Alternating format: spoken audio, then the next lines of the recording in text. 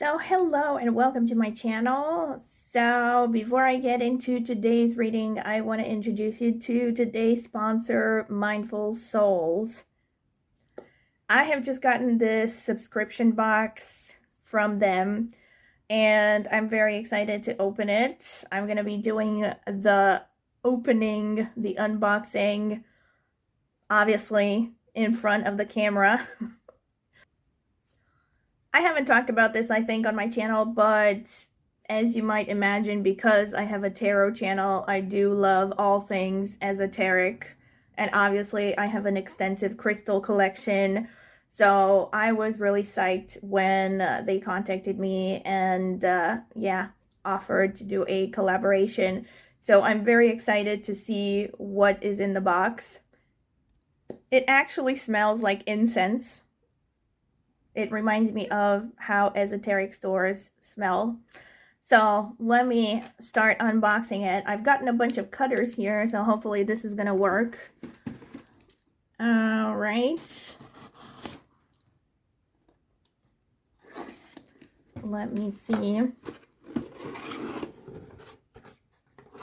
Oh, okay. I already like the way that it looks. Promising.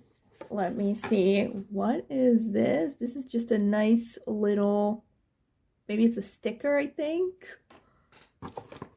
Let's see. Oh, wow. I have a tendency to kind of, oh, wow. This is like a little coded booklet. It has details in multiple languages about, okay, about the different types of crystals. All right. Affirmations. Oh, this is really cool. Again, multiple languages. Oh, yeah. You can cut this out. I might be able to use them, actually, in readings. All right. This has to be interesting. I need to figure out a way to open it. Hopefully, I won't be damaging anything. Oh, yeah, of course. I knew that. Let's see. Oh, the rainbow quartz. Oh my god, yes. I saw this on... Oh my god. This is so beautiful. Wow. Oh my god, yes. It actually... You're gonna think that I'm insane. And I actually wanted to get this, to be honest. And I've read reviews of people saying that they felt something when they touched it. And you're gonna think I'm insane, but I actually feel it too. This is wild. Wow. Wow. This actually feels, I don't know how to say it exactly. Like, I'm feeling like little pulsating vibes of energy right now. It's very uplifting in vibe. Y'all know that, I mean, I talk about this on my channel all the time, how I don't think, again, I've said this specifically, but when I choose the crystals for a reading, I go by feeling. So I go by what it feels like. What do I feel when I touch a crystal, actually? And this one feels great. I'm doing it again, like every time I touch it, it has the same feeling. It has something very positive about it. This is really weird. I have to say, the nerdy side of my brain wants to understand what is going on here. But it definitely looks very pretty. Hold on, let me see if I can zoom in. All right, here it is. It is very, very pretty. It's actually surprisingly light. I don't know why I thought it would be heavy. Yeah, and yeah, I can definitely think of a lot of outfits that would match. So I'm very excited about wearing this one.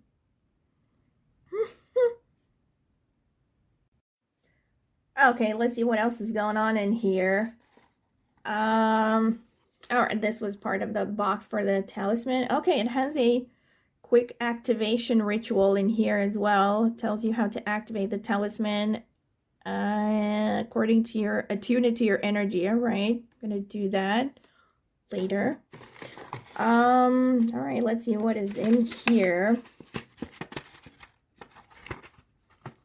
Oh, I think that, yeah, this is where the nice smell was coming from. This looks like poopery, I think. Let me, yeah. This is, it actually smells very nice. I have no idea what this is, but I could smell it through the box. Looks like, yeah, some kind of poopery. I think that's what you pronounce it as, right? It's basically like dried leaves and stuff.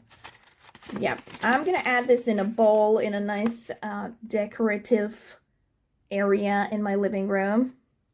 And let's see what else. There's quite a lot of stuff in here, I have to say. Oh, what is this? Oh, very nice. This is a I think it's a ruby and zoisite crystal, a pendant. Yeah, I actually have another one of these. A clear quartz crystal at home. I do use it from time to time in personal readings and stuff. I haven't used it on my channel, but I might start to. All right. So let me stick it back in there. Let's see what else is in here. Any day now, I'm going to be able to open it.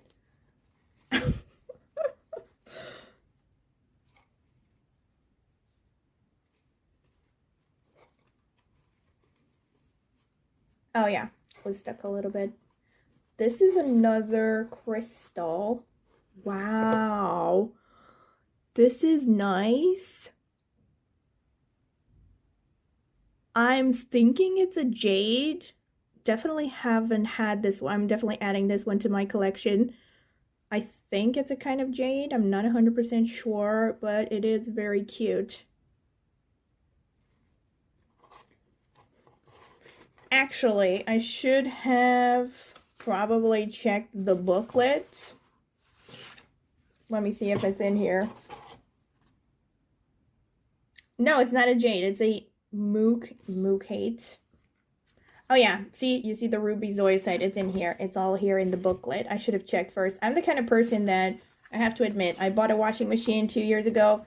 Still have not read the instructions. I just push buttons until it works. Trust me, I'm an engineer. Yeah, it's a mookate. I think that's how you pronounce it, right? It's an earth element. Can definitely feel that. Ancient wisdom while boosting your own intuitive powers. Think of it as your personal connection to timeless knowledge and deep understanding. Place it on your altar during divination or hold it when you need to tap into your inner wisdom. All right. I'm going to leave this open for instructions. Okay, I'm going to put this aside. And let me see what else is in here.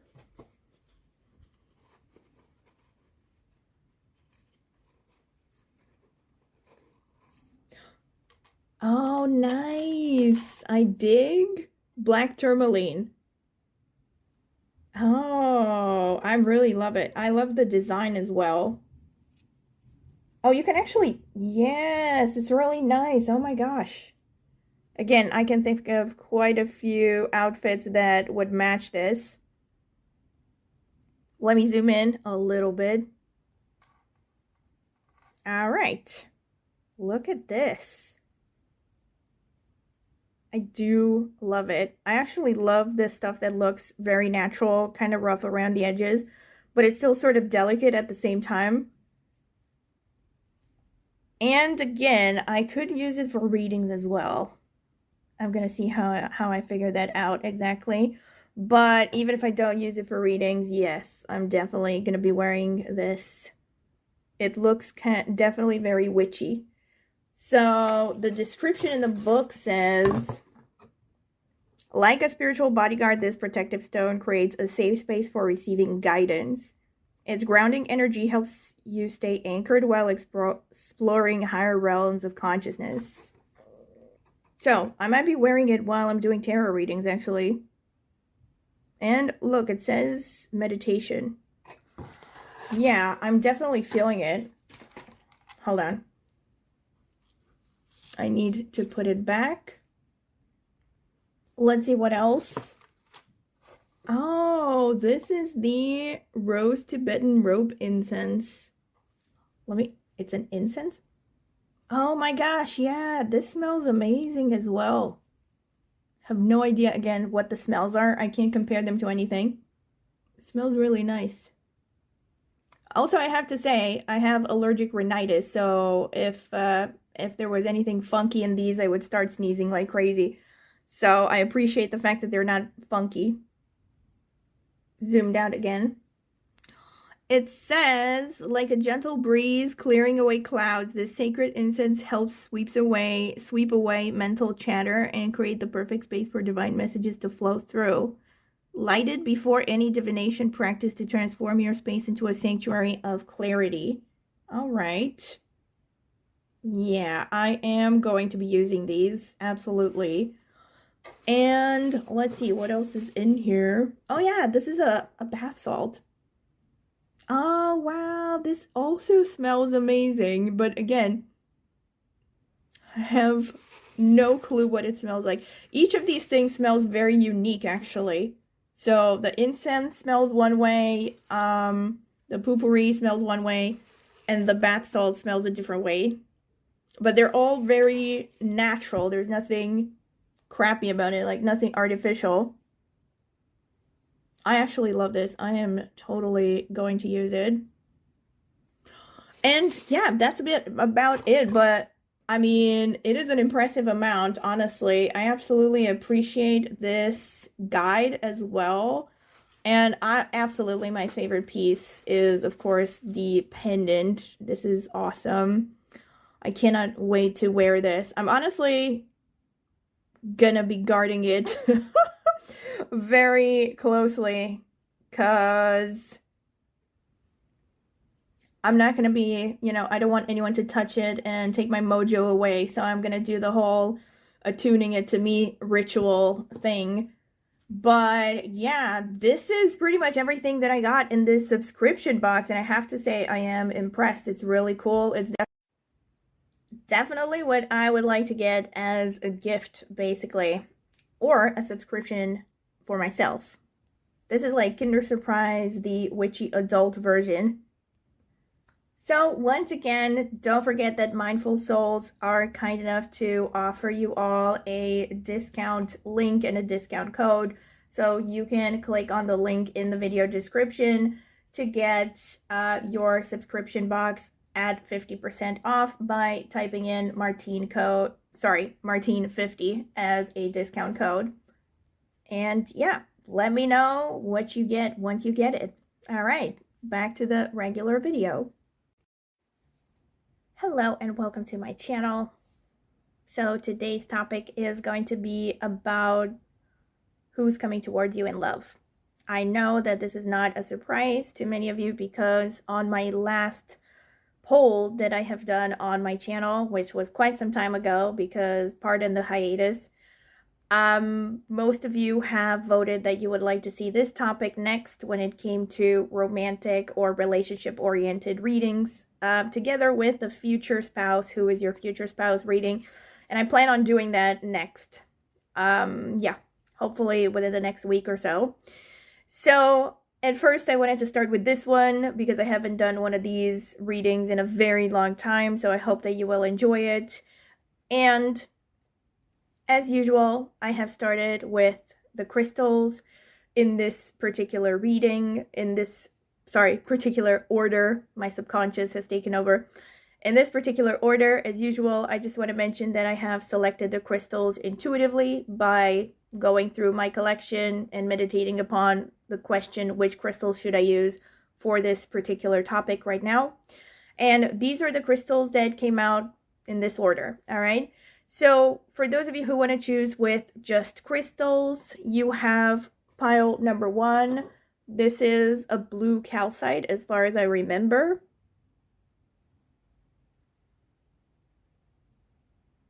It is cute. Pile number 2, you have this rose quartz.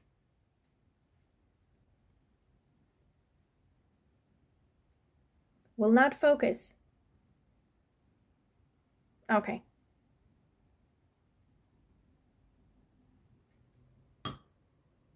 Pile number 3, you have this amethyst. Took me a second to remember. This is one of my favorite crystals, so I should remember. Yeah, it's a amethyst cluster crystal. All right. So these are your options for those of you who want to choose with a card as well. Sorry, with a crystal without a card. Is Mercury retrograde or something? Anyway, this is the selection for those of you who want to choose with just crystals. As usual, my recommendation is that you take some moments to meditate upon the question. You can also address it to a higher power like God, spirit, any kind of deity that you follow, or your guardian angels, and take some moments, take some deep breaths, exhale longer than you inhale. That will help center you and calm you down, and then open your eyes and choose the first pile that stands out to you intuitively without overthinking it. And before I sign off, I will remind you once again to please subscribe to my channel if you haven't done so already. It's the easiest way to support me and it is free.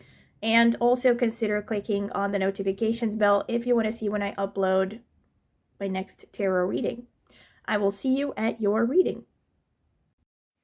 Welcome again. This is for those of you who want to choose with a card as well as a crystal. Let's see. I'm going to choose a card from Le Tarot de Lumière, which is one of my favorite. So let's see.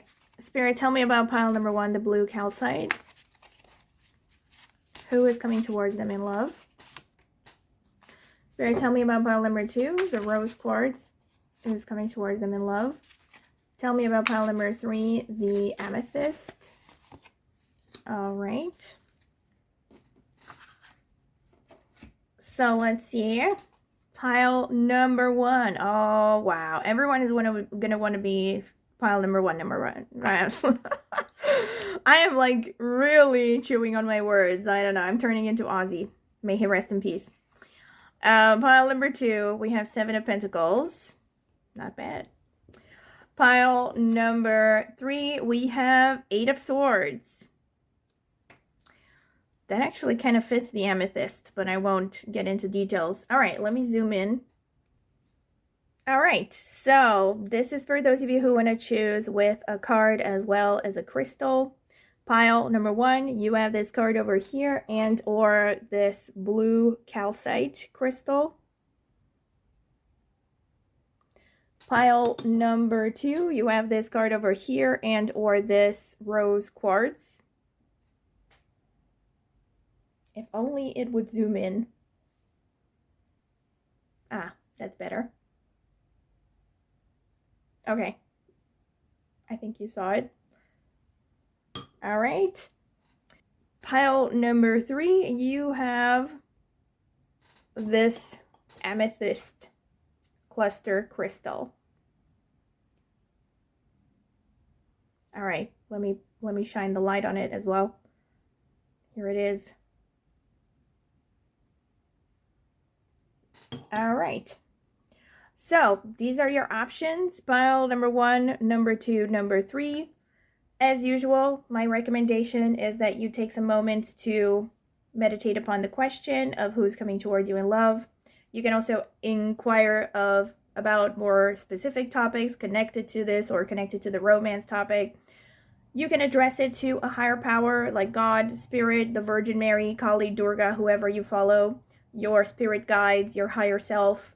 You can spend some moments to meditate with your eyes closed, take some deep breaths, exhale longer than you inhale. That will help center you and calm you down. And then open your eyes and choose the first pile that stands out to you intuitively. If you feel drawn to more than one, feel free to watch several or even all of these and just take whichever messages resonate. I will see you at your reading. All right, so pile number 1. Let's see. This is going to be the selection phase, so I'm going to add timestamp so you can skip directly to the interpretation if you don't want to sit through this. You are the one who chose the star card and or this blue calcite crystal. So let me get into it with some tarot cards. First, Spirit, tell me about pile number 1, the blue calcite crystal. Who is coming towards them in love?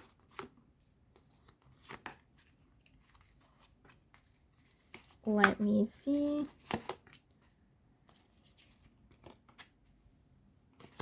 Let's see. We have 4 of Swords, 6 of Swords, Ace of Pentacles, 6 of Cups, 7 of Cups, Knight of Swords. All right. A lot of 6s. Wow. All right. Let's see. Some more cards. Spirit. Oh my gosh. I just... This cannot be a coincidence. The first card at the bottom of the deck was the star as well. Your first card. Anyway. Let's see. Spirit, tell me about pile number 1. Who is coming towards pile number 1 in love? The people who chose the blue calcite.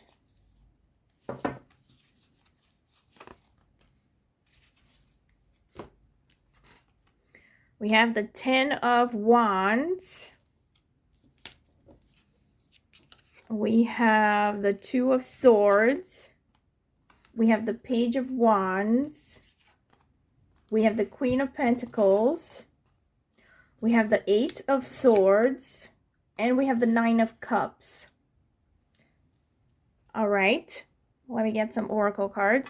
Oh, this deck, which really...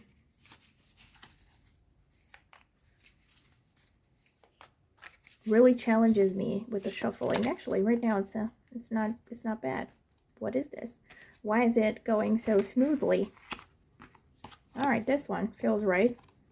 Oh my, we have the shadow number 28, which boils down to a number 1, which is ruled by the sun. I mean, it's 2 plus 8. That's a number 1. It boils down to a 10. All right, let's see. Spirit, who's coming towards pile number 1 in love? The otter and the cattail.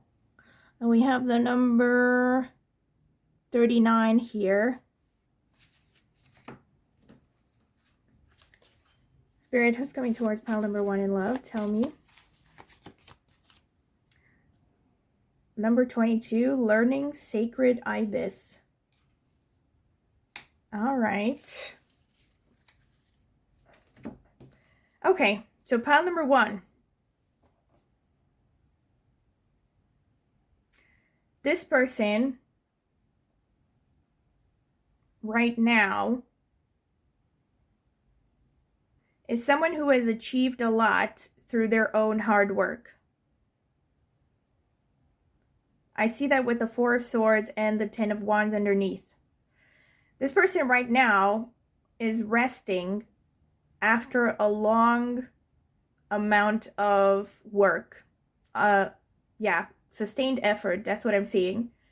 This is someone who has shouldered a lot of responsibilities for a long time. They're probably still doing it in the present. I see them right now mostly resting, being tired because of all the hard work that they have put in. And I see that whatever work that they have put in was delivering results. So they were successful. So they were successful with some kind of an endeavor, basically. And then we have the 6 of Swords and the 2 of Swords underneath.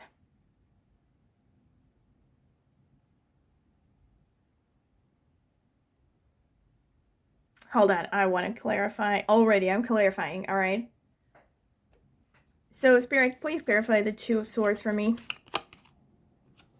Oh, wow, we have the Page of Wands again. This person has it bad.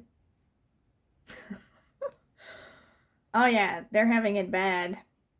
It's interesting that the Page of Wands came as both their support in coming towards you, and also something that's kind of, in a way, potentially acting against them. I'm going to pull out another clarification. Please clarify this Page of Wands over here, Spirit. Seven of Cups, which also came out here again. This is wild.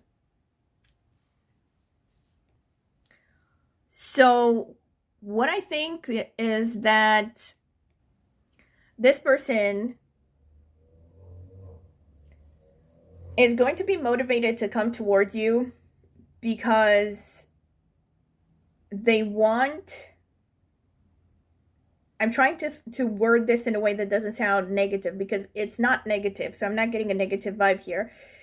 They want an easier life. That's what I'm seeing. So again, whenever I get the Six of Swords, I think I told many of you, I mean, I've said this on my channel multiple times, I get that song in my head. I'm an older millennial, so that song was very popular at some point when I was growing up. I'm Walking Away by Craig David. It was from the UK, so maybe not everyone knows it, but it was very popular. I'm walking away from the troubles in my life. I'm walking away. Anyway, that song is what's popping up in my head whenever I see the Six of Swords. And I think here it's particularly emphasized with the Two of Swords coming out as explanation as well. So this person is kind of wanting to reward themselves by pursuing happiness. This is the main thing that I'm seeing. And what I also see is that they have a lot of passion and enthusiasm. I'm seeing kind of a youthful enthusiasm towards you. That Page of Wands coming out twice, there's a lot of passion, right? And it's particularly fiery and youthful, energetic, which makes sense now with that sun energy coming through, because I said you have here number 28, which boils down to a number 1. That's a sun energy.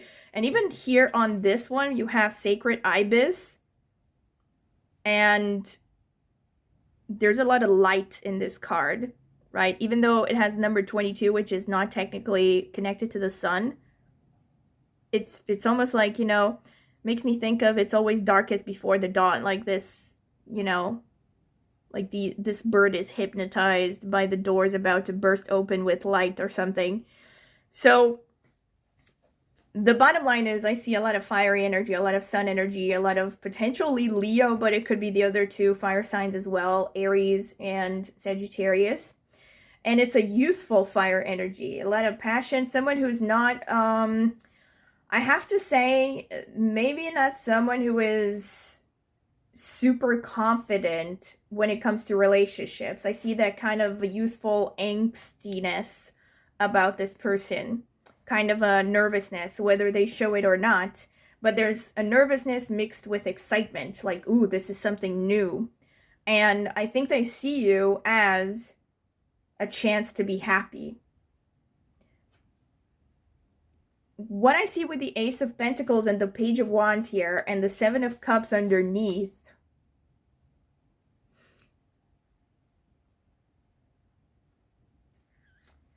is that, see, I was going to say this from the beginning. Let me start with the beginning, because I saw the star and the first thing I thought, this person is popular. All right. Whenever you get the star, that's popularity. This could be someone who has a strong social media following. It could be someone who has some degree of fame, or they could just be popular with the opposite sex. I'm going to see more of that as I go along, and I'm going to pull some astrological cards and see more details that might show up there. But I definitely see a lot of popularity with this person. And so one thing that I kind of see in opposition, like what might hold them back a little bit, and I think it's also part of that hesitation, is because they have this, a multitude of options, I have to say. And it's not necessarily, the funny thing is, with the Seven of Cups underneath the Ace of Pentacles, I think this person, first of all, does have a multitude, most likely so far, again, based on what I'm seeing, most likely has a multitude of options when it comes to romance as well. But in this context, especially with what is holding them back from pursuing you, it's actually career choices. So this person has their eyes on the prize. They're very driven to gain material success with that Ace of Pentacles. And this is also someone who is on a roll, you know. They have a lot of things going for them and they don't want to miss out on opportunities. And I can already tell based on this vibe that this is someone who, because they have worked hard, right, and they have already achieved something and they're resting right now, but they want to achieve more. So I see this person is pretty career driven already. And yeah, I think something that might potentially hold them back is just the fact that they're busy chasing a multitude of things. And also the fact that they're very youthful and potentially kind of all over the place, a little bit scattered. They might find it hard to be self-aware and to know what's good for them in a way. But I see this not as a unsurmountable obstacle because, again, ultimately they will be making a move towards you.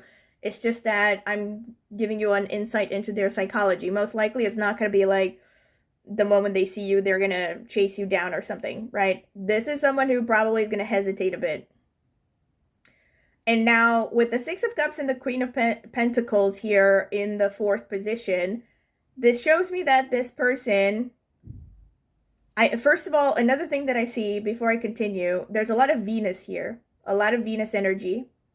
So this person is definitely very driven by materialism. Very driven by security.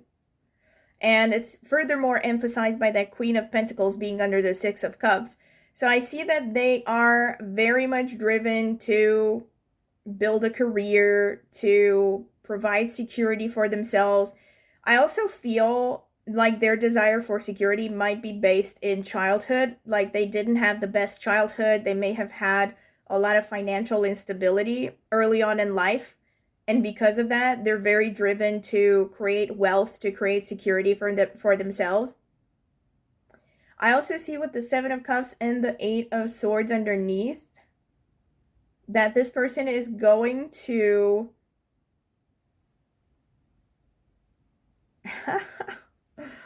Wow, this person has a lot of hang-ups, I have to say. I mean, here's the thing. They're really very distracted by career. I do see a lot of passion. I think they see you, first of all, as a distraction. I kind of feel like this is a person who is out there doing their thing, chasing their money, and you hit them like a bus coming from the side, you know, like they don't see you coming. And they're kind of frustrated by the fact that you showed up. So they're not someone who's actively looking for love. That's not what I'm seeing here, right? They're someone who is kind of like doing their own thing, and then you show up and you derail things for them. I do want to clarify this Eight of Swords as well. Let me see. Please clarify this Eight of Swords, Spirit. Oh, wow, look at this. Look at this, holy moly. I have to say two main things, all right? This person has it very bad for you. I did say they have it bad, double the bad now. With the Ace of Wands showing up, this person has it very bad for you, all right? The second thing that I want to say, though, is they are gonna really take some time. I don't see this person, you know, like I said, not being very determined. I think this person might be actually having an inner conflict when it comes to you. They might be having an inner conflict about whether they want to pursue this connection at all. And I think they might be fighting their attraction for you with that Seven of Cups and the Eight of Swords especially. The Eight of Swords especially shows that this person has the blinkers on about something to do with this connection. They might have some kind of a hang up about why they don't want to pursue you. So I'm going to see if more shows up about this later in the reading. But with the Ace of Wands, This is their ultimate action. Their ultimate action is going to be fast forward, very passionate, you know, yes, very much pursuing you. After a lot of back and forth in their heads and a lot of hesitation, they're finally going to go for you with full speed. All right. And then we have the Knight of Swords and the Knight of Cups underneath. So it's not just that this person has a lot of passion for you and I think a lot of physical attraction, but it's also that they're emotionally very attracted to you as well. They ultimately are someone who's going to fall madly in love with you. I mean, the Knight of Swords with the Knight of Cups, underneath. This is a lot of passion. And it's not just physical, it's romantic. Like, they see you as a wish fulfillment. Absolutely, absolutely head over heels in love. And now, the Otter and the Cattail. These cards, I have to say, what I'm getting from them that really goes hand in hand with the rest of the reading. So especially from this card over here, what I'm getting is the youthfulness of this person. And look at what it says here. It says peace. It says peace underneath the Otter and the Cattail. And you kind of see this otter sort of chilling, not really, you know. And this is, I feel, this person right now. This is them chilling after maybe a rough period, right? They're not having too much of a care in the world. And then we have the number 39 there at the top. 39 boils down to a number 12, boils down to a number 3 in numerology, which is Jupiter. So this person has that, again, Jupiter is that fiery, youthful, adventurous sort of spirit. But what I also can see here is not just that this person at this moment is pretty content in a pretty good spot, I would say, but I also think this relationship, this connection is going to be based on peace, in the sense that they might see you as their haven, their safe haven. And also, it will just basically be a pretty healing connection. This is what I see. Something that might start out quite bumpy, but eventually leads to a lot of prosperity, a lot of peace and quiet, and a lot of harmony, ultimately. And we also have this learning thing with the number 22. And learning is, again, a pretty Jupiterian topic as well. So it makes me think that this person might... Actually, not this person, scratch that. I think this connection could be the person as well, but the connection is going to lead to some kind of growth together as people. So this is definitely what I see as a pretty healthy, mutually beneficial connection with all the Jupiter and also with the 9 of Cups. I mean, you can't go wrong with this one. So I have to say, really positive so far. Let me get some astrology cards. Spirit, tell me about pile number 1. Who is coming towards them in love?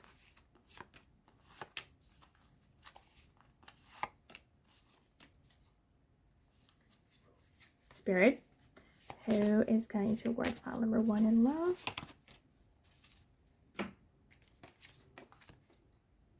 We have second house, resources, and values. Such a strong confirmation. I did say Venus. Did I not say Venus? I wanted to say Venus. I don't know if I said it out loud. With all those 6s coming out, that's Venus energy. The 6th number is ruled by Venus. And the second house is also corresponding to Taurus. It's ruled by Venus as well. And it's also connected to wealth and savings. Conjunction, fusion, and energy. So that's the 2 of you, I think. And then the 5th house, joy and play. There's that youthfulness again. With the makes a sense with the 6 of Cups as well. And we have the Leo, also the extrovert, which is kind of going hand in hand with the 5th house. So, and it's also that it's a very strong confirmation of the sun energy that I picked up on. Yeah, this person is pretty warm and fuzzy and stuff. Like, definitely someone who, I think on the surface, they come across as very confident. Definitely. But I also see a bit of anxiety, maybe an angstiness. We also have opposition. That's interesting. We have opposition and we also have conjunction. So I wonder if some of you watching this, or maybe many of you watching this, you have Aquarius placements or a strong Rahu energy or a strong Saturn energy as well, because those energies would be pretty opposite from Leo and the 5th house. So 2nd house and the 5th house, this person has a certain playfulness about them, and they're also very wealth oriented. But I also see that this person most likely does something they love for a living, or at least has a significant side hustle that is you know, paying money, but it's also something they do for fun. I see them working on passion projects. This is the kind of person that I'm getting here. And I have to say, with the 5th house and the 6 of Cups, it could be that this person is youthful, but it could also be that this person has children, or they have a childlike sort of energy. They have a childlike wonder about them. They can be someone who works with kids as well. They could also be a teacher. They could be anyone who is in a creative profession, especially dramatic arts. They could also be working in speculative gains. I mean, this could be someone who's definitely into stock markets and stuff like that, because we have the 2nd and the 5th house. 2nd house is very money oriented, and the 5th house is about speculative gains. 2nd house is also about the family, so I think this person can be quite attached to their family of origin. Their voice could really stand out. It could be something that really attracted to them. Their face as well. You could also meet this person in a restaurant or anything involving eating and diets.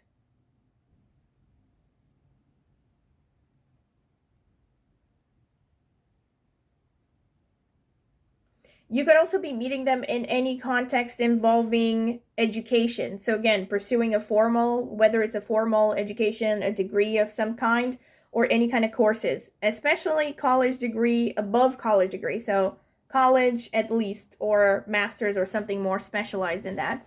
But it can be anything connected to education, really. You can also meet this person through your family of origin.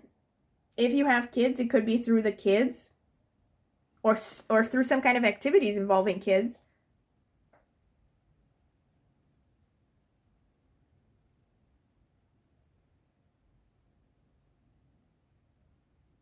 Could also be traveling for fun. So a holiday, for instance. That's how you could meet this person. All right. That's pretty much what I can say about these. Let me get the Astro dice. All right. Spirit, tell me about pile number 1. Who is this person coming towards them in love?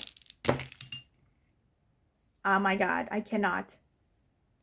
We have the number 1. Look at this. So the number 1 is coming through. Leo is so strong with this person. They could even be a life path number 1, or personality. Well, depending on how deep you go with numerology, they could have a personality number 1, or the number 1 somehow could be very strong in their makeup. Or maybe this is you to some extent, but I would say this is mostly their energy. They could also be born on the 1st of a month. The 1st, the 10th, the 28th, the 19th.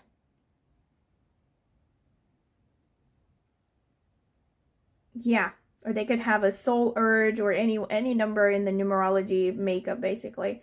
Another big one, except for the life path, is the destiny number. That's the sum of all the letters in a person's name. So that could be a number 1. Either case, whichever the case, I mean, they have very strong fire energy. Potentially, they could have a strong sun placement in their horoscope as well. And we also have Cancer. So this can be a connection to nurturing, sensitive, romantic energies. They could have Cancer placements as well. They could also have some soft features, or again, Cancer is connected to the moon, and it's connected to the moon as well as the 2nd house are connected to the face. So again, it makes me think that this person is someone who has an attractive face, and you will notice that about them. Let's see. We also have Neptune over here, which is in tropical astrology the ruler of Pisces. So this person could be quite the dreamer, quite the romantic again. They could also have a sort of romantic vibe about them. Maybe a bit bohemian somehow. All right, let me get some astro notes because I haven't used them in a long time. They're going to be dusty. Let me see. Spirit, tell me about pile number 1. Who is this person coming towards them in love? Tell me about pile number 1.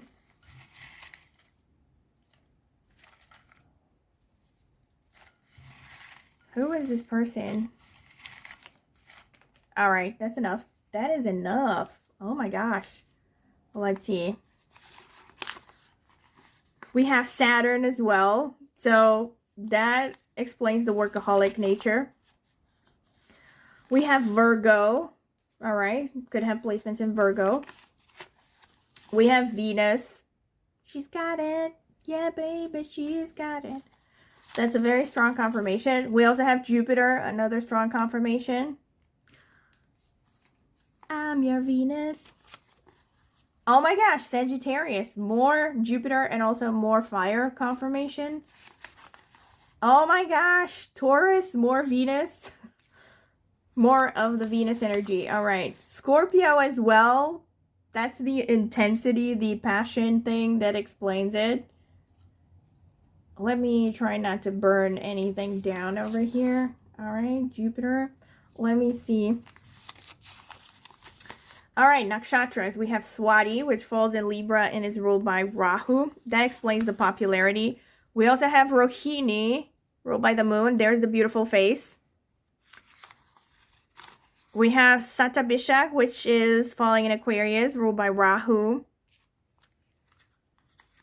Okay. We also have Uttara Ashadha, which is falling in Sagittarius and Capricorn, ruled by the sun, more sun. We have Anuradha falling in Scorpio, ruled by Saturn. We have Purva Bhajapada, ruled by Jupiter. Here we go with more Jupiter. This person can have a very strong fire energy. Holy crap. Punarvasu falling in Gemini and Cancer, again, ruled by Jupiter. Wow. We have Shravana falling in Capricorn, ruled by the moon. We have some moon going on. Let's see, what else? Dhanishta, which is falling in Capricorn and Aquarius and ruled by Mars. Magha, which is falling in Leo and is ruled by Ketu. Wow. So many strong confirmations. And by the way, if you're thinking that I pulled out a lot of these nakshatras, just bear in mind that there are 27 of them. So this makes how many? 1, 2, 3, 4, 5, 6, 7, 8, 9, 10. All right.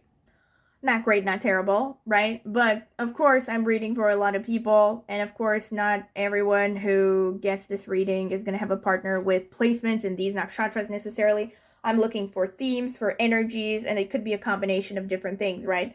One thing that stands out to me, like right off the bat, is unlike the tarot cards, these astrological notes actually hint towards a lot of Saturn energy.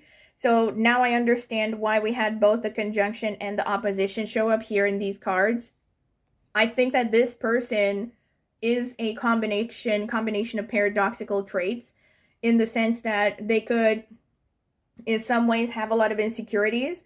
The Saturn, let me finish. So, in some ways, they could have a lot of insecurities. They could also be quite modest in some ways. But in other ways, they could also have a lot of pride, and they could be also extroverted as well. So they're a combination of these paradoxical Saturnian and Leonian sun-dominant traits. So I think with the Saturn, that really explains what I said, that I think this person comes from a rough background. I don't think they come from money, but I think at this moment, they're not doing too bad for themselves. I don't know if they're like filthy rich or something. I couldn't just say based on this pretty general reading. But what I do see, actually, like I said, is this person is having a lot of opportunity. So I do see them being really hardworking, really determined to make their wealth. And they also have they also have a lot of solid earth energy as well. They have that Taurus, the Virgo, not just Saturn, but they also have Venus, right? So they're very driven by material success and material enjoyments, right? They could have a hedonistic side, definitely. And also, I have to say, the nakshatras and the planets and everything furthermore reinforce the idea that this person is really good looking. I would say well above average good looking. We have the Venus, we have Rohini Nakshatra, we have Swati Nakshatra. Even Purva Bhadrapada to some extent is known to be pretty good looking. So there are a lot of placements that show this person is quite attractive. I think their face again and their eyes could be particularly attractive. They really stand out. Rohini tends to be famous for their eyes, right? Aishwarya Rai is Rohini moon. A lot of famous people. Angelina Jolie has sun in Rohini and also has 3 planets in Revati. That's the other nakshatra that also tends to be known for how pretty their eyes are. So a lot of famous people have who have Rohini prominently placed. They tend to have really attractive eyes. Aside from that, I think this person is also quite famous, and I see these confirmations coming through because we also have Magha, we have Dhanishta. I've actually done a video on my astrology channel. Here's the Dhanishta. I have a video on my astrology channel where I talk about fame in the horoscope and what creates fame, and I mentioned there that Magha and Dhanishta are the 2 nakshatras that are most commonly found in the horoscopes of famous people. They both tend to lead to recognition and, yeah, especially Dhanishta, I would say, a lot of popularity. Again, very massively famous people have had Dhanishta placements. Marilyn Monroe is a very famous one. Princess Diana, another famous one. Nowadays, James McAvoy. I don't know. Another one is Harry Styles as well. Very famous, right? So usually it creates these massive popularity trends. I don't know how to say it, right? So someone who's massively popular and also good looking, again. So Dhanishta as well, I think I forgot to say, Dhanishta as well is known to be really good looking, especially having a nice body. So I think this person with these nakshatras, with Satabhishek, for instance, they could be into healthcare. If they're not into healthcare, so even if they're not working in healthcare, for instance, there could be something of a wounded healer about this person. Maybe they have a story of how they defeated or they beat a certain disease and now they're teaching other people how to cope with this disease, or they have gone through childhood traumas and now they're very wise and they help others on how to overcome childhood traumas, right? So this is the kind of energy with Satabhishek. They also have this kind of mass appeal, so they're probably people who, like I said, there's a lot of popularity. So I think this is the kind of person that a lot of people like, I have to say. Explained right off the bat with that star card, right? But it's further strongly reinforced through the astrological notes and also the rest of the tarot cards. Magha, again, this person could also be coming from, they could be coming from some kind of a noble background, but even if that's not the case, well, I did say they're coming from economic hardships, but I know it sounds paradoxical, but not really if you stop to think about it. They could be coming from a lineage where there's a lot of pride in their origins, but not necessarily well off anymore.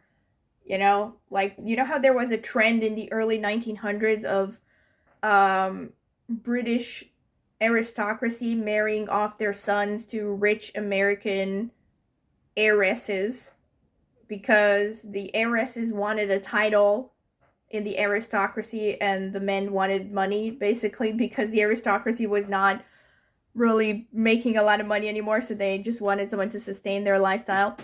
I'm not saying that this is this person in a negative sense, but you know, what I'm trying to say is a person could be coming from some kind of a noble background, some kind of higher breeding, quote unquote, but still not have a lot of money.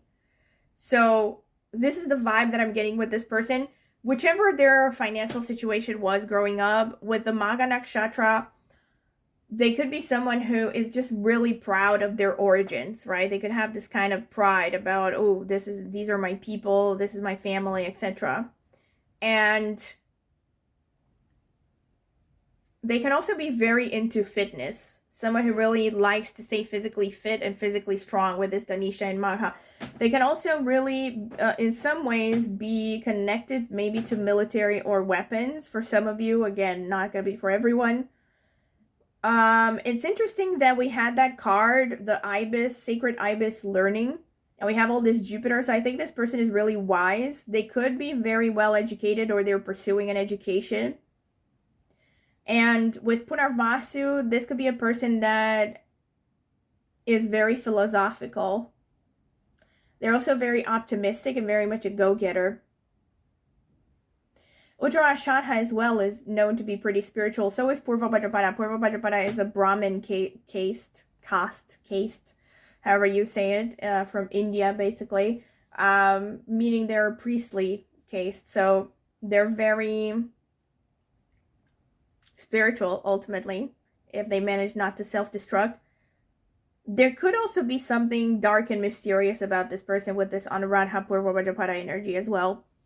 With Shravana, they're also a good listener, and they can come across as pretty gentle in some ways.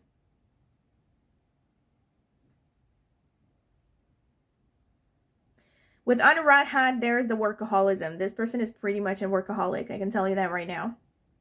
Yeah. And in some ways, they could also be drawn to large organizations. So they could be working in a large organization. They like hierarchical structures, basically. With Swati especially, this person is very charismatic. Again, I could list a bunch of famous people with Swati placements. You could tell that there are people who are very charismatic that everyone likes, right? They tend to also be quite famous in many ways. I'm just thinking of examples right now. What is her name? Oh my god, she's very popular, but I can't remember her name. She's the one who plays Rio in Aubrey Plaza. Yeah, I just remembered. Aubrey Plaza, for instance, has a prominent Swati placement. I think she has ascendant in Swati. Another one is Emily Blunt, also has prominent Swati. I can't think of any men right now who have prominent Swati placements, but there are a lot of them because I do remember seeing it in horoscopes of famous people. Another woman who has a prominent Swati placement is Jodie Comer, who played Villanelle in Killing Eve. So, yeah, pretty popular, good-looking people.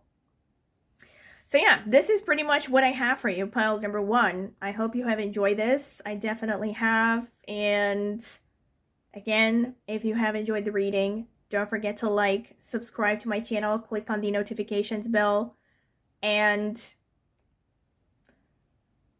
also comment in the comment section with any feedback you would like to give, as long as you keep it respectful, whether you liked it, whether you didn't like it, what you would like me to do different maybe, how it resonated, to which extent, how it didn't resonate. Please keep me posted. Feel free to come back to this reading once you meet someone, because I'm very curious to hear an update. Also, if you are interested in a private tarot reading, check out the video description for my email address. You can email me and ask me for more details. I always say this, I do not spam people or anything. I've had a bunch of people tell me if I can make a video talking about my services. I do not feel comfortable doing that at this point. Maybe at some point I will have a website, I don't know. But right now, I don't feel comfortable discussing exact prices and all of that in a public video. So instead, I think it's very simple to just drop me an email if you're curious, and I can give you any details you want. And like I said, I don't spam people. I don't use the emails to send anything, really. Only the information that you ask for. So aside from that, if you are curious to see this, there is a link in the video description with reviews that I have gotten for private readings before.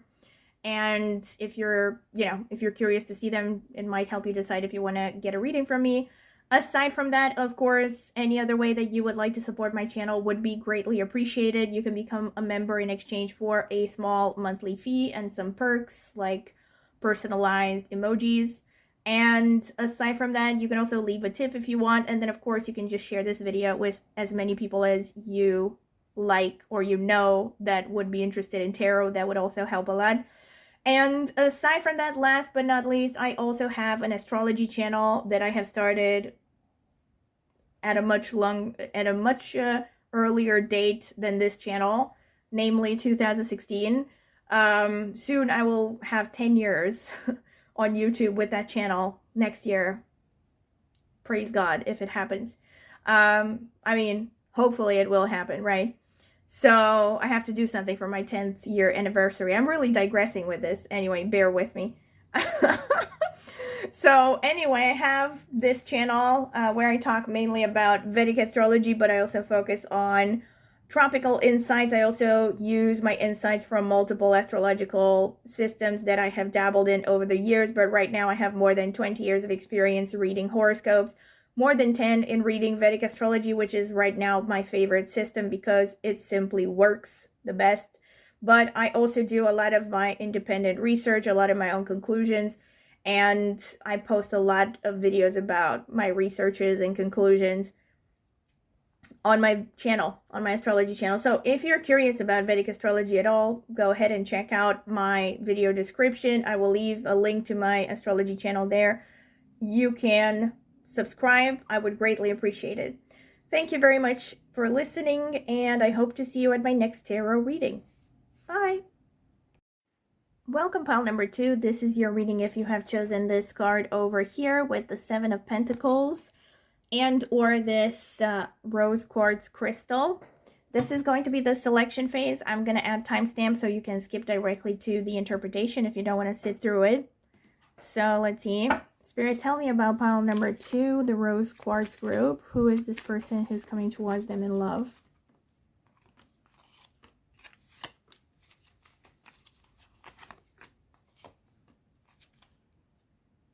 All right, that's enough, I think. This one really wants to come out. This is weird because I normally take out 6 cards, but I really feel like pulling out another one. So we have the moon. Oh my God. Oh my God. I just realized this one really wanted to come out. And look what card it is. Holy shit, man. I'm sorry, pardon my language. Yeah, the 7 of Pentacles. I mean, Spirit, you know, Spirit is always on the line. I appreciate it. Where would I be without the insights? Anyway, moon, we have King of Cups already, a lot of water energy. Wow. Oh, I already know something about this person. I'm gonna hold a thought. We have the Wheel, we have Temperance, we have Judgment. Yes.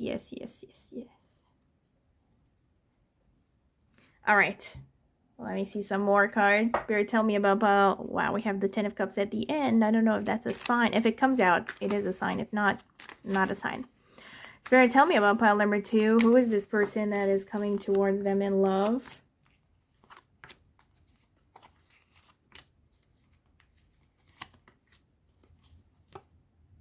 These two want to come out again. They want to come out together, though. That's weird. All right. So, let's see. 5 of Cups. Queen of Pentacles. 8 of Pentacles. 9 of Pentacles. Holy Mother of Pentacles over here. 3 of Wands. And this one, Queen of Swords. Wow. And the 6 of Cups. Wow. There are some pretty strong messages in here. But I'm going to hold my thoughts. And let me get the Oracle cards, alright? Spirit, tell me about pile number 2. Who is this person that is coming towards pile number 2 and love? Who is this person, Spirit, who is coming towards... my least favorite deck. Who is this person, Spirit, who is coming towards pile number 2 in love?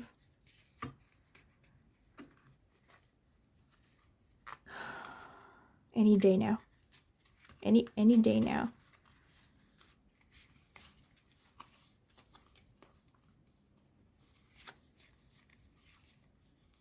This one. Wow. I can't effing believe this. We have the number 7 again. The Poet. All right. We have the Poet. Let's see the other oracle cards that we get. Spirit, tell me about pile number 2. Who is this person coming towards pile number 2 in love? Who is this person? Oh my gosh. This one came out for pile number 1 as well. So if you felt drawn to pile number 1, maybe check it out. There might be messages there for you. Tell me, Spirit, about pile number 2. Who is this person coming towards them in love? This? No. This? Yeah, I can't put it back. It feels right. Bison Ritual, number 35. I'm getting the urge. No, actually it doesn't. No, that's it. Bison Ritual. All right. So we have the Otter and the Cattail with Peace and number 39. And then we have Bison Ritual, number 35. And we have number 7, the Poet. And you have the 7 of Pentacles coming out twice. The first card and the last card, which I said while I was shuffling, I had a very strong urge to pull out another card. Normally, I only pull out 6 out of each deck. And I had a very strong urge to pull out the 7th card. And when I turned it over, I saw it was the 7 of Pentacles. So 7 of Pentacles came out twice. So this is a very strong card for this person and for this reading, all right? And then you had these 2 cards, the Queen of Swords and the 6 of Cups coming out under the Judgment. So this person is a dreamer. It's not, and I'm not just saying that because the Poet came out. The Poet is already a very strong clarification. But we have the Moon here with the 5 of Cups underneath. This person is a dreamer. And not only that,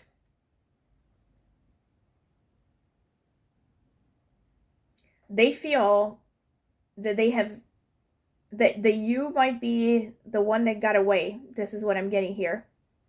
So what I'm seeing with the Lovers in opposition, I was going to say this while I was shuffling, but I held my thoughts, is that this could be someone who is in a relationship. Could be. Another way to look at it, actually I want to clarify something. Please clarify the 8 of Pentacles here.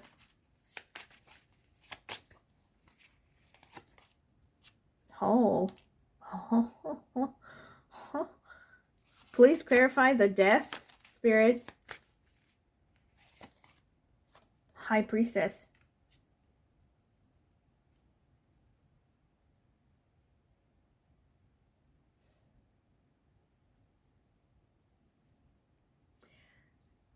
This person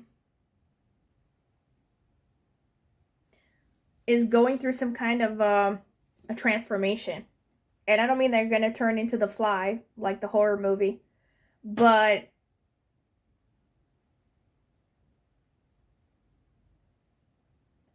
this transformation is somehow connected to that Lovers. So they could be going through a breakup, or what Spirit is saying is that the person needs to break up first before they pursue you.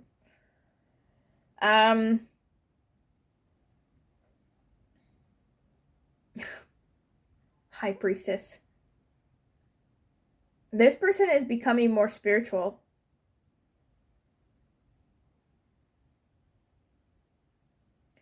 And with the Moon and the 5 of Cups, they're dreaming about you.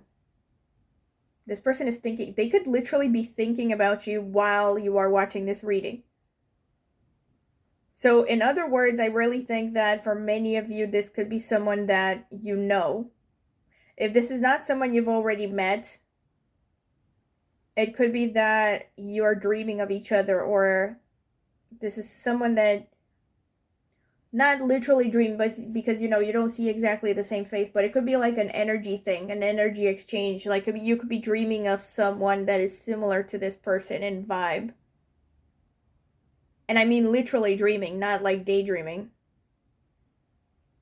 for some of you,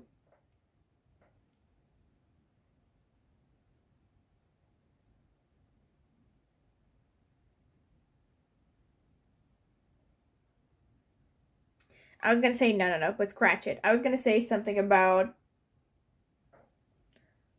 an ex, but I don't think so. Not for most of you. Not an ex. What I can say is this person is pretty mature. So we have the King of Cups, we have the Queen of Pentacles. We also have a lot of Pentacles here. We also have a lot of Moon energy here. So I'm getting this kind of, I'm sorry to say it, well, unless it's your thing, kind of parental figure. Someone who might have kids of their own, could be. But even if they don't, they're just someone who has that kind of soothing, comforting sort of energy. So I'm not seeing someone who's like full of energy and all over the place and, you know, super youthful. I'm actually seeing a pretty mature vibe here. It doesn't automatically mean this person's gonna be like, you know, 85 years old, but whatever their age is, they're someone who's pretty mature, someone who has it together. They're also in a pretty stable state of mind and state of finances and everything. The Seven of Pentacles coming out twice. This is definitely showing that it's a work in progress. This person is somehow working towards coming towards you. It could be a conscious thing for some of them. If they already know you, they're working maybe on increasing their finances so that they can impress you. Especially with the... See, here's another way to look at this. I know I said for some of you, this person is in a relationship, and that can definitely be a possibility with these cards. But it's just as possible that this person feels that they're not good enough for you. So they're working hard on building up their finances, their career, their success. They're transforming something right now. They're transforming something with respect to their career.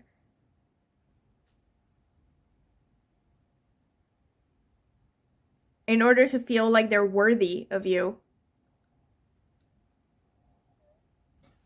I don't think most of them are in financial dire straits. But they still might feel like they're not good enough on some level. And I do see it somehow connected to social status, money, materialism. We have the Nine of Pentacles here and the Wheel of Fortune. Oh, wow. Yeah, it makes sense. So I think this person could have had a fall from grace for some of you. In the sense that they could have been someone who hasn't been very cautious with their finances or their career. And so they're working hard on making up for lost time in a way. I see potentially a significant loss of status and money in their past. Or at the very least, a lot of ups and downs maybe. So not like one big loss, but a lot of ups and downs, like maybe they haven't had a stable career, they haven't had a stable job.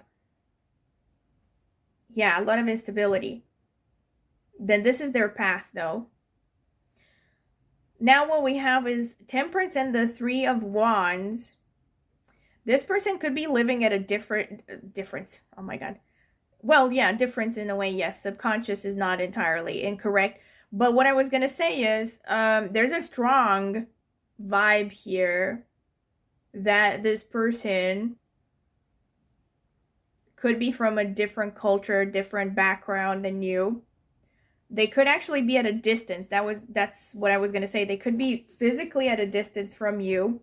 Maybe they live away. They'll live in the same town. They'll live in the same country even. For some of you, this person could be coming from some kind of a mixed cultural background.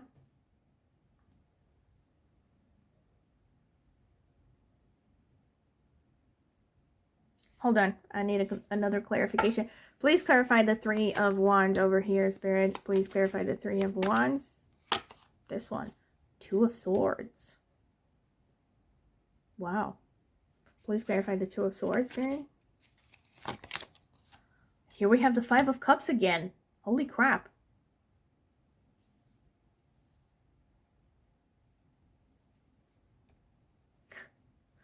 You really are the one that got away. This person is afraid that they may have lost their opportunity with you, lost their chance with you. Another thing that I see here, wow, this is actually a very good and very clear message here with the Two of Swords and the Five of Cups as clarification.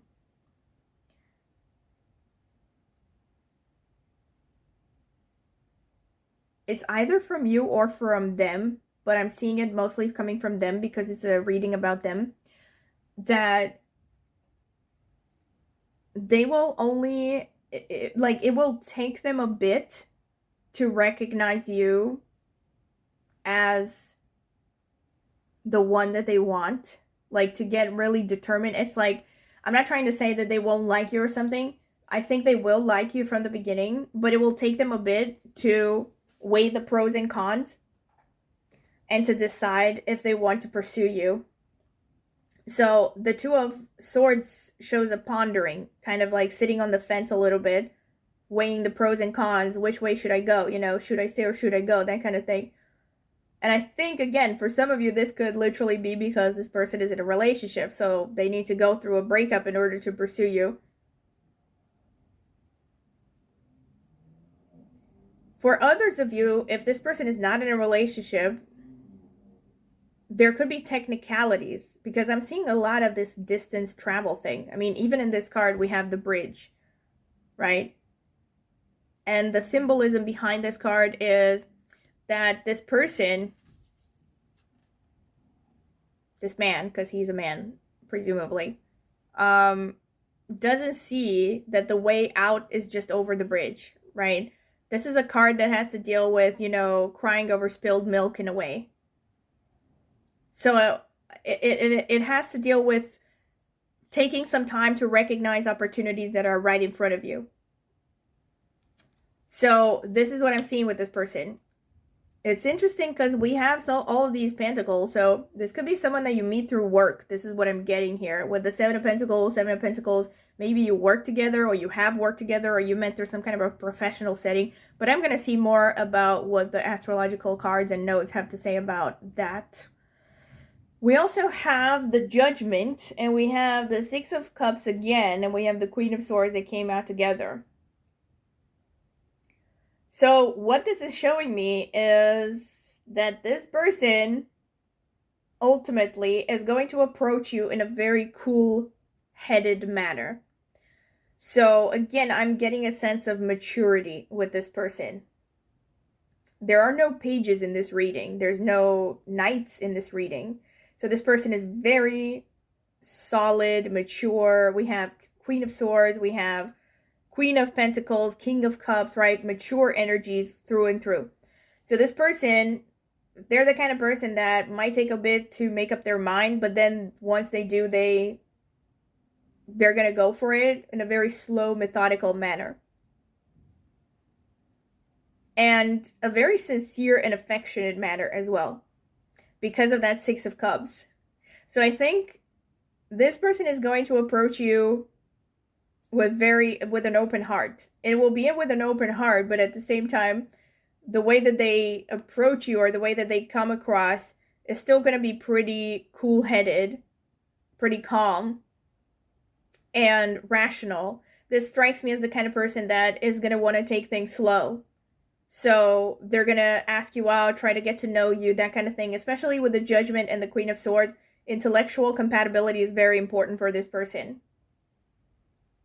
And they're very rational. Very rational. And they're also kind of no bullshit sort of person. They might even come across as critical sometimes.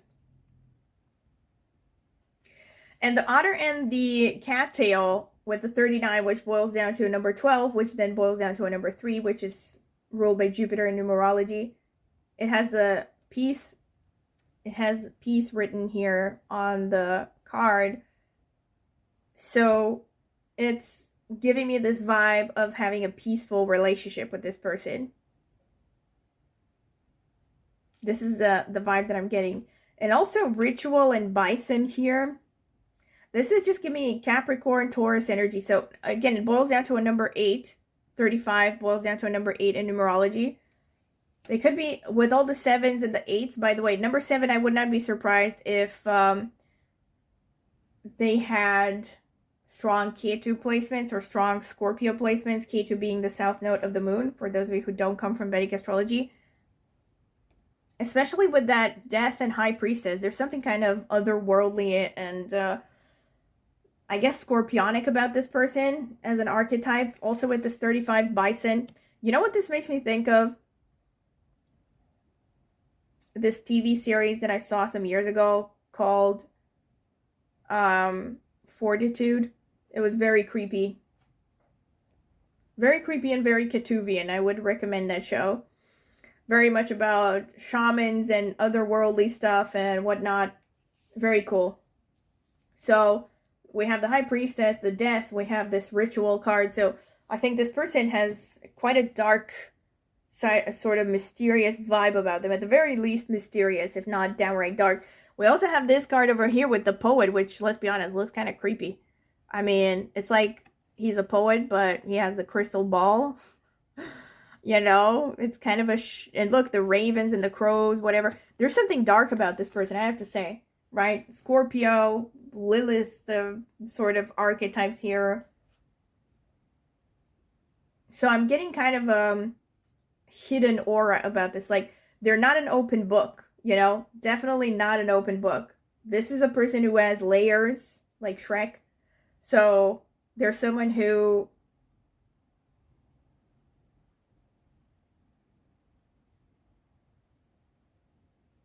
Sorry, I just got lost in thought for a second. There's someone who is very introverted and doesn't open up easily, especially with that Queen of Swords. See, this is why you may not even see this person, I think, some of you may not even see this person as a romantic prospect because they might approach you in a way that is so, either, I don't want to say casual because it's not casual, but in a way that is just very rational, right? You may not notice that they find you attractive at all because they don't show their emotions. They don't show their passions. I'm seeing someone who's very level-headed here. So this is what I see with the cards. Let me get astrological cards now. Literally, this is the card that was at the bottom of the deck. Is it a sign? I don't know. We shall see if it shows up again. Spirit, tell me about pile number 2. Who is this person coming towards pile number 2 in love?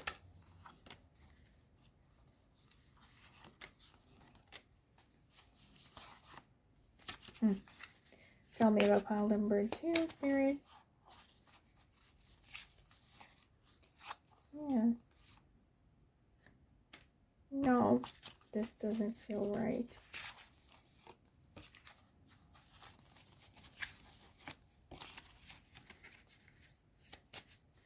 Is there anything else, Spirit?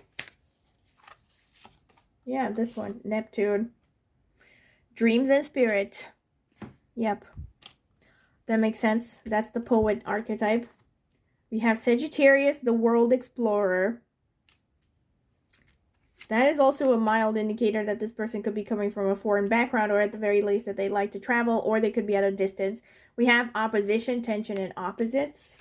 We have, oh, wow, the moon again. Hello, the moon again. This person is very moon-driven, moon-dominant. We have Mercury, mind and speech. There's the rationality. We have Mars, drive and power. And the Neptune, which is the tropical ruler of Pisces. So that's the poet archetype. So, Sagittarius, it's interesting we don't have any houses here. I was going to say, maybe I should have said it, I should learn to just, you know, say whatever comes up in my mind because there's a reason why it pops up in my mind. Anyway, so I was going to say it with all the number 7s, I wonder if this person has a dominant 7th house. And then we have the opposition showing up here, which would kind of be kind of be in line with the number 7 or 7th house energy, because the 7th house is the house that is opposite the ascendant. So it's opposite the house of the self. So it's about opposition, basically. So it could be that this person has oppositions in their horoscope. So maybe they have planets in their 1st house, planets in their 7th house. They could have opposite planets, oppositions, whatever, whether they're signs or houses. In Vedic astrology, there's no difference, because a sign and a house correspond, basically. They overlap entirely. Anyway, don't want to digress into astrology too much, but the bottom line is this person could be a collection of paradoxes, opposite traits. They could also be someone who has pretty opposite energy from you. So see how this resonates. If you're listening to this reading and you're thinking this person is very different than me, that could be a sign that, this person is meant to be different than you. And also that you are on the right track, on the right reading.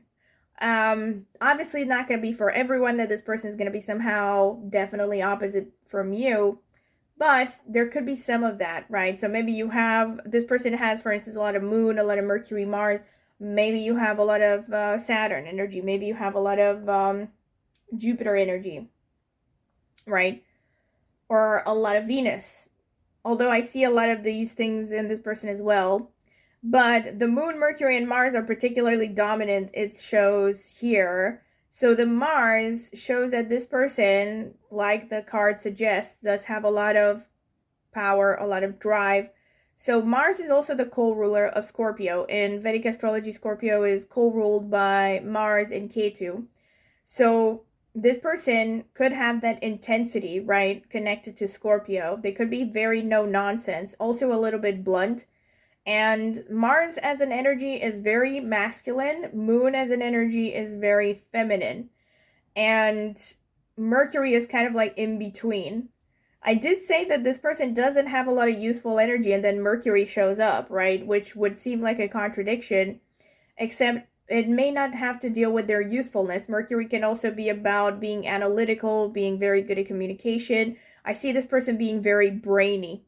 Definitely. With that Judgment card, it also makes sense. And with the Moon, they definitely have, the Moon coming out twice as a card in astrology and also as a tarot card definitely shows this person has this very rich inner world. Makes sense with that poet as well. The Pisces energy as well. So this person is very romantic, very dreamy. Like I said, they could be dreaming about you right now if they know you. So they're definitely going to be thinking a lot about you, right? So even if they're, let's say if this person is someone that you don't know, you haven't met yet, this is someone who spends a lot of time dreaming in general. They're very lost in thought. They have a lot of deep thoughts and stuff. They're also extremely intuitive because of that High Priestess, because of the number 7 coming through a lot, because of the Moon coming through a lot. So this person is very, very good at reading people. With that King of Cups, you also see it. A lot of emotional intelligence. There's a lot of assertiveness as well, but I think this person camouflages their passion and their emotions very well. So I think on the surface, they come across as very calm. Maybe even the opposite of passionate. Dispassionate or bored. I don't think bored, but, dispassionate. I don't know what the opposite is. Anyway, something along those lines. Yeah, this is what I'm seeing. Also with the Moon, Mercury, Mars, they could also have a very strong muscle mass. They could have a well-developed athletic body. So that could stand out, Freudian slip. We also have Sagittarius. So this person could really like to travel. There's a lot of desire to explore. There's someone who maybe is well-traveled. They're also very philosophical in nature, I think. We have that Pisces, we have that Sagittarius. There's a bit of Jupiter going on as well. They like to see things from a broad view. Their face could really stand out. They could have a really pretty face. And I think, for the most part, whichever their race is, they tend towards the lighter side of their natural genetic inheritance, as in a lighter complexion. We also have Mercury is the arms, the shoulders, the hands. So I think this person,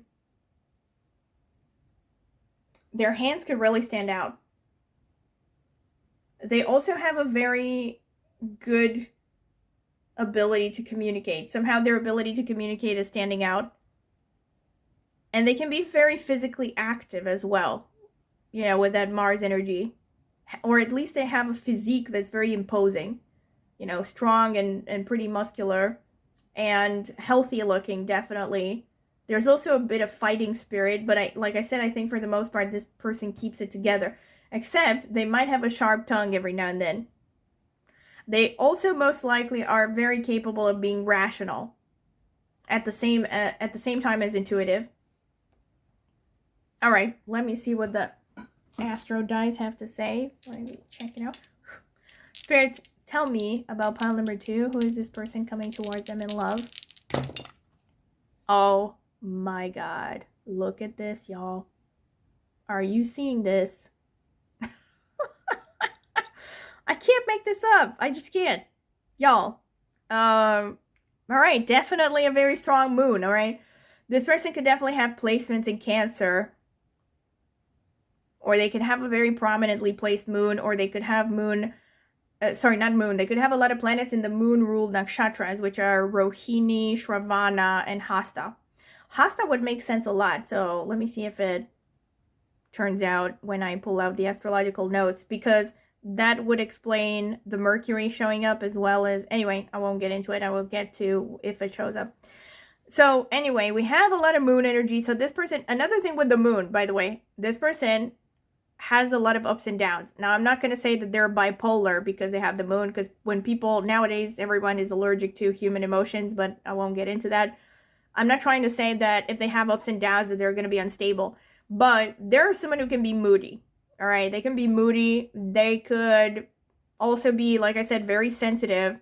They could also have this kind of nurturing vibe about them that makes people feel safe around them. This is what I said about parental, maybe maternal even sort of energy. This would be great for you if you have Moon as Dark Arca, this whole reading, by the way. Again, if you come from Vedic astrology, you know what I'm talking about. So if you have Moon as Dark Arca, Moon in the 7th house, this is definitely your reading. This person could be the one you marry. All right. Enough said. So we also have Capricorn. Okay, so we do have a touch of Saturn over here. And there's the opposition.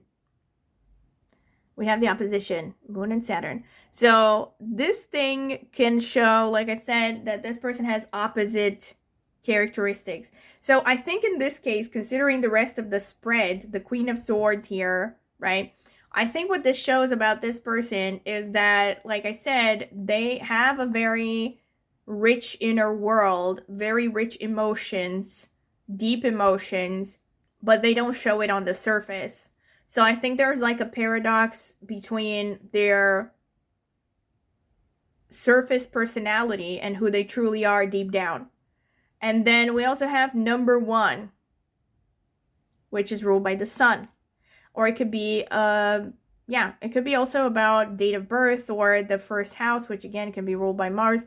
But I think it can also be a little bit of a sun energy. So if there's a lot of like sun and moon energy here, again, makes me think of parental energy with this person.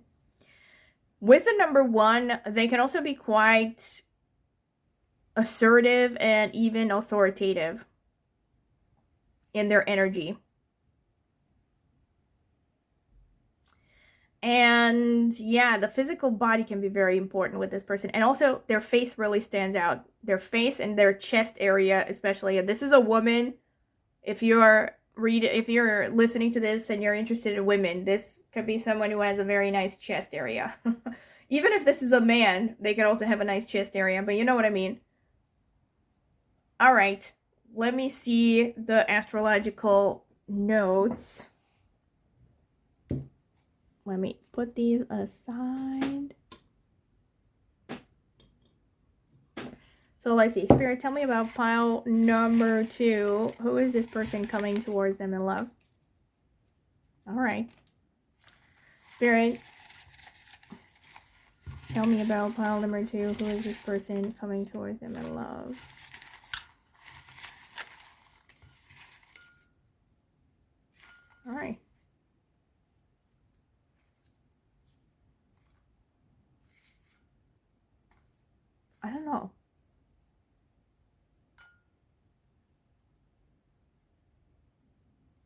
I'm gonna shuffle again.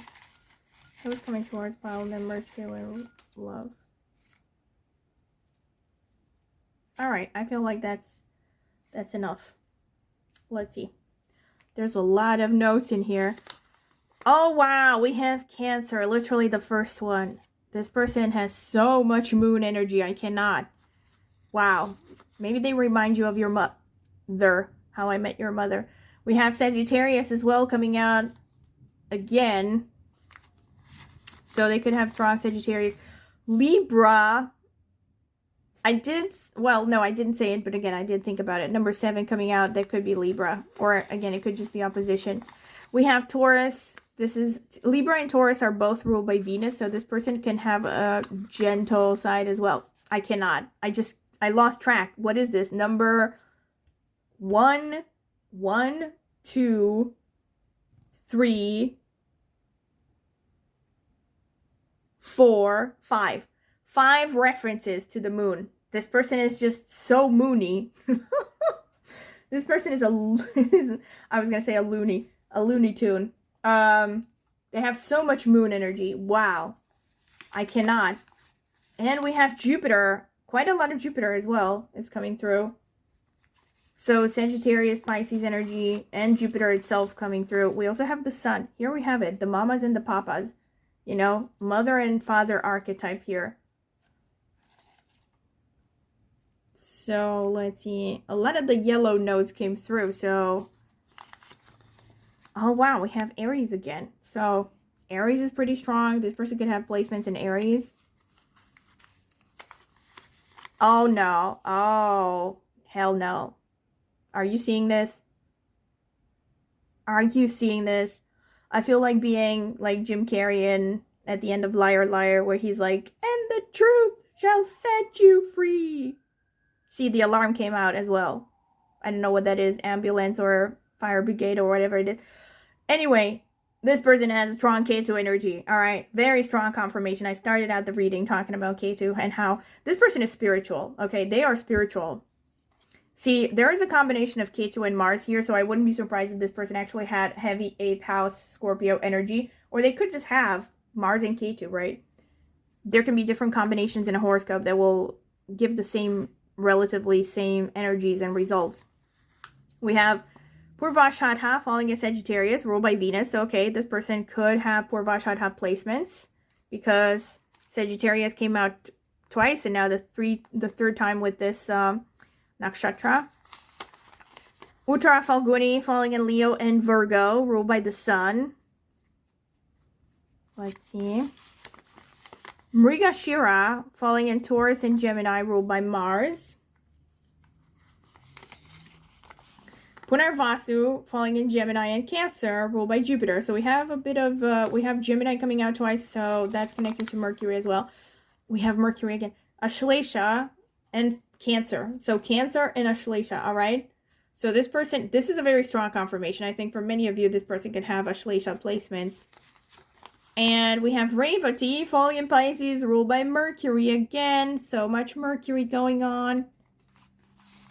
And we have Shravana falling in Capricorn, ruled by the Moon. Okay. I lost track, all right? There's so much Moon, I just cannot handle it anymore. Anyway.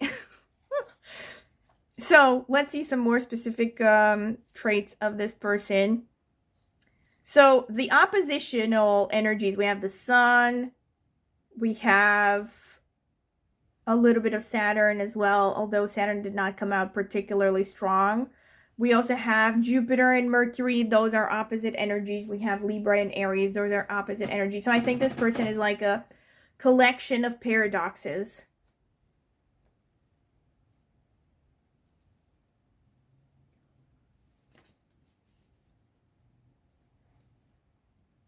And I think this person is very, not just wise,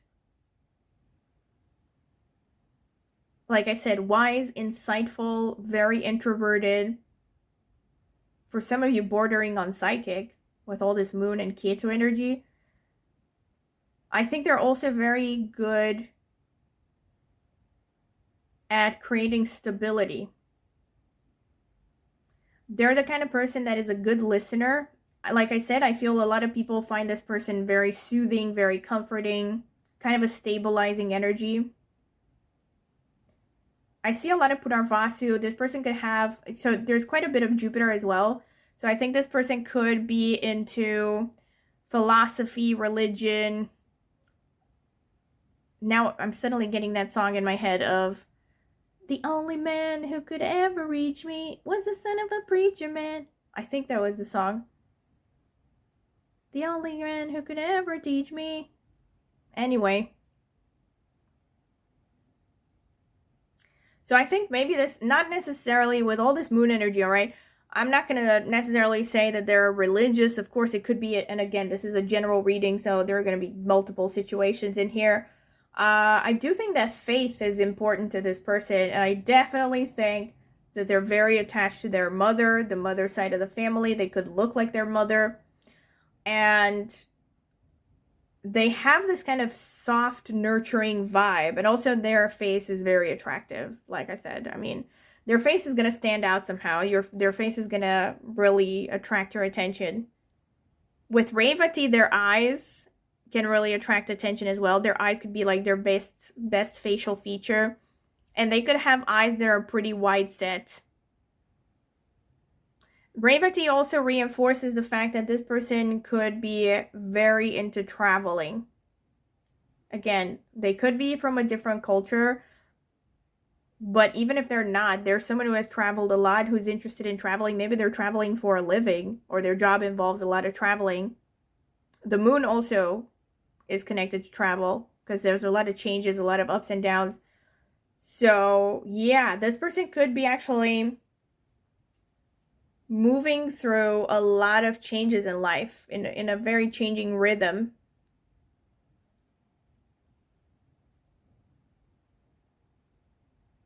Uttara Falguni shows that they're kind of like an iron fist in a velvet glove, you know?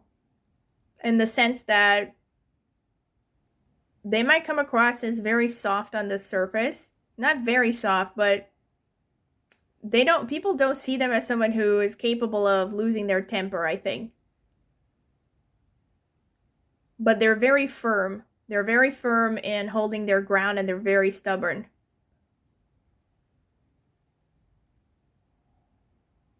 They have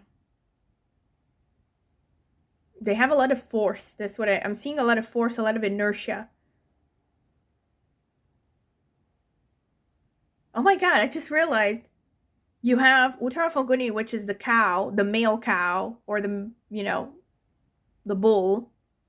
And then we have this card over here, bison, right? So this person, yeah, kind of gives me that bull energy of this kind of strong, immovable force, you know? Very solid, very, very slow moving even. In some ways, they can come across as very slow moving, but they're very determined. And Purva Ashadha shows that they could really be drawn to the sea. They could really live by the sea in some cases, or you could meet them by the sea. They could have wavy hair, an oval face, pretty muscular for most of you, like I said. I think for most, if not all of you, this person is pretty tall as well, because of that Jupiter energy. They could also have a bit of plumpness, though, with the moon. So they could have a kind of plump vibe, maybe a plumpness around the face, or even in the body. Like, the body could be a combination between muscular and also some plumpness.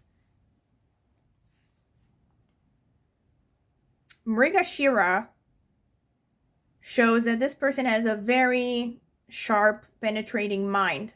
They probably like to solve mysteries, puzzles. They like to read murder mysteries and stuff. They're probably very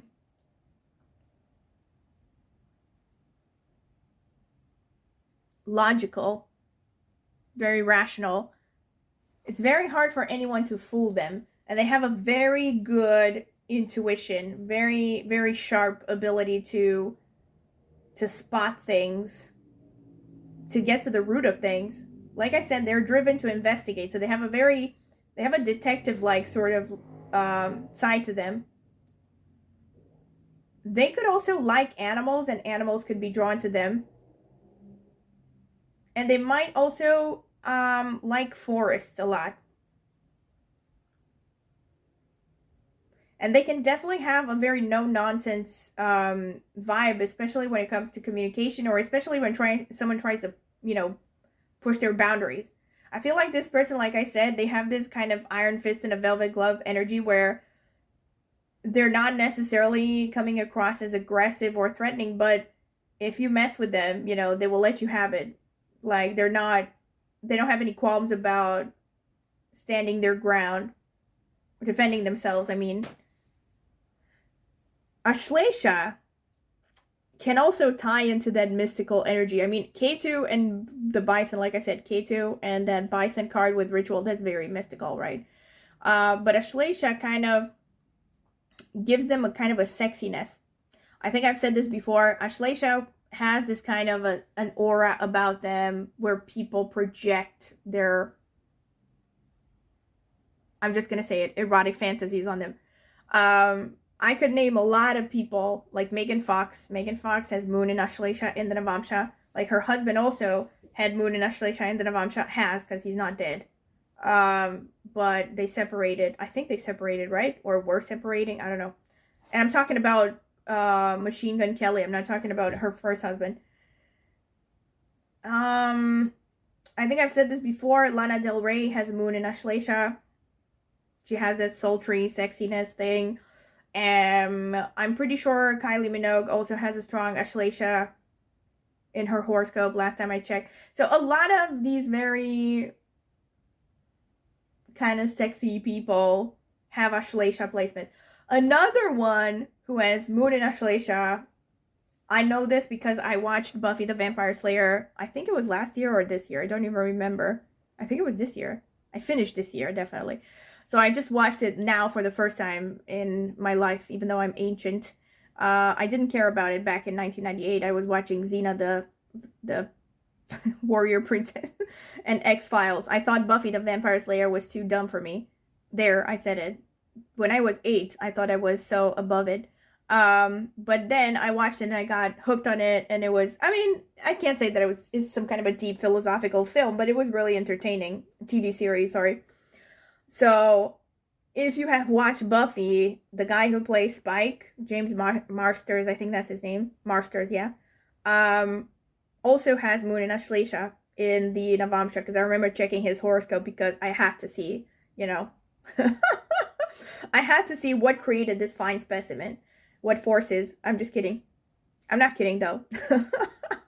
Anyway, so a lot of very good-looking people, a lot of very attractive people. But here's the thing with Ashlesha, it's a vibe. It's a vibe. It's not even about necessarily being physically attractive in the classical sense, although I think this person is likely to be attractive in the classical because they have the Revati, they have the Ashlesha as well, Purvashada as well. These are nakshatras that tend to make a person pretty good-looking. At least, they have some good features. But Ashlesha is about an energy. They have that energy that is very hypnotic, that, they move like a feline sort of thing. And you see this with a lot of people who have Ashlesha placements, right? And they actually have this thing about snakes. They could actually like snakes, or have snake tattoos, or wear snake jewelry, or something like that. And again, they could be really into chemistry, pharmaceuticals, also things like hypnosis, psychotherapy as well. All right. And also with Shravana, I think I've mentioned this, but I'm gonna emphasize it again. They're very good listeners. Yeah. And they're also very imaginative. And also very down to earth. J.K. Rowling has Moon in Shravana. So a lot of very creative people as well. Okay, this is pretty much what I have for you, pile number 2. Gosh, this reading is really long. I hope that I will have storage space to save this video. But anyway, I hope you really enjoyed it. I definitely have a lot of very strong messages. Please let me know how it resonated in the comment section. Of course, feel free to come back to this reading once you come across a romantic interest or you start a relationship. Let me know how it goes. Keep me updated. Keep everyone else updated in the comment section. Anything else you want to comment, of course, you're free to comment as long as you keep it respectful, how it resonated, how it didn't resonate, what you like, what you didn't like, etc. Maybe suggestions as well. I'm open to that, again, as long as you keep it respectful. Aside from that, if you're interested in a private tarot reading, you can check out the video description. You can email me at the email address that I left in the video description. I have said this before, also on my astrology and my tarot channels, that a few people have asked me if I can just, write a public list of my services and the prices and everything. And I said I don't feel comfortable doing that. But I promise you that if you want to send an email to ask any details about private readings, I'm not going to use the email to spam with anything. I don't send emails or anything unless a person is asking me about a personal consultation, only when they ask me about one. So yeah, I just want to mention that for people that might be afraid to ask because they're afraid that I'm going to send spam emails or something. Yeah, so if you're curious about a private reading, you can email me, and also you can check the link that I have left in the video description that leads to reviews I have gotten for private readings before. Might help you decide if you want to get one. And aside from that, of course, if you would like to support my channel further, you can do so by becoming a member in exchange for a small monthly fee, and you will get a few perks like basically personalized emojis. And aside from that, you can also leave a tip. And of course, the easiest way to support my channel further is to just share this video with as many people that, as you know, and that might be interested in tarot. That would help a lot. Also, if you are interested in astrology, last but not least, I have an astrology channel that I have started a long time ago, close to 10 years now.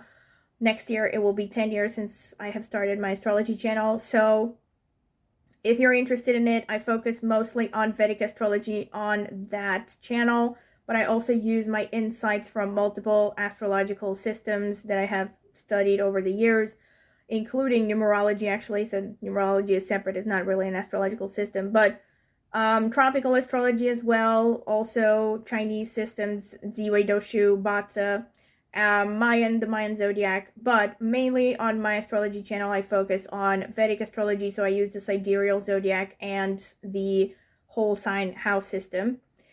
And yeah, if you're curious about astrology, go ahead and check out my astrology channel. Maybe subscribe. I would greatly appreciate it. Thank you very much for listening, and I hope to see you at my next tarot reading. Bye! Welcome, pile number 3. This is your reading if you have chosen this card over here, the 8 of Swords, and or this amethyst crystal. This is going to be the card selection phase. I am going to add timestamps so you can skip directly to the interpretation if you don't want to sit through this.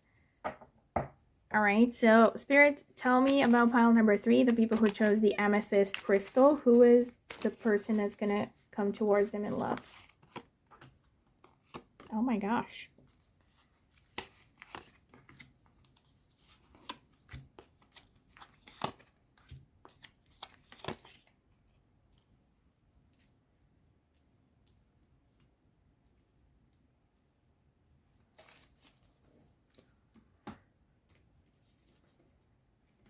All right, so, sorry, I was lost in thought already. So we have King of Cups, we have King of Wands, we have Ace of Wands, we have the Devil, we have Page of Pentacles, we have Three of Pentacles. Spirit, please not clarify, oh my gosh. Spirit, tell me about pile number 3. Who is coming towards them in love?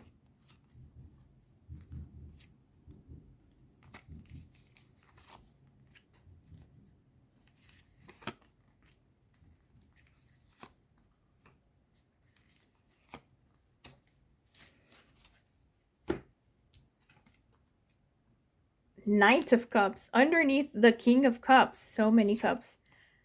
5 of Cups. 6 of Pentacles. 6 of Wands. The Emperor. Wow. No way, dude. You have the Four of Wands. Checkmate.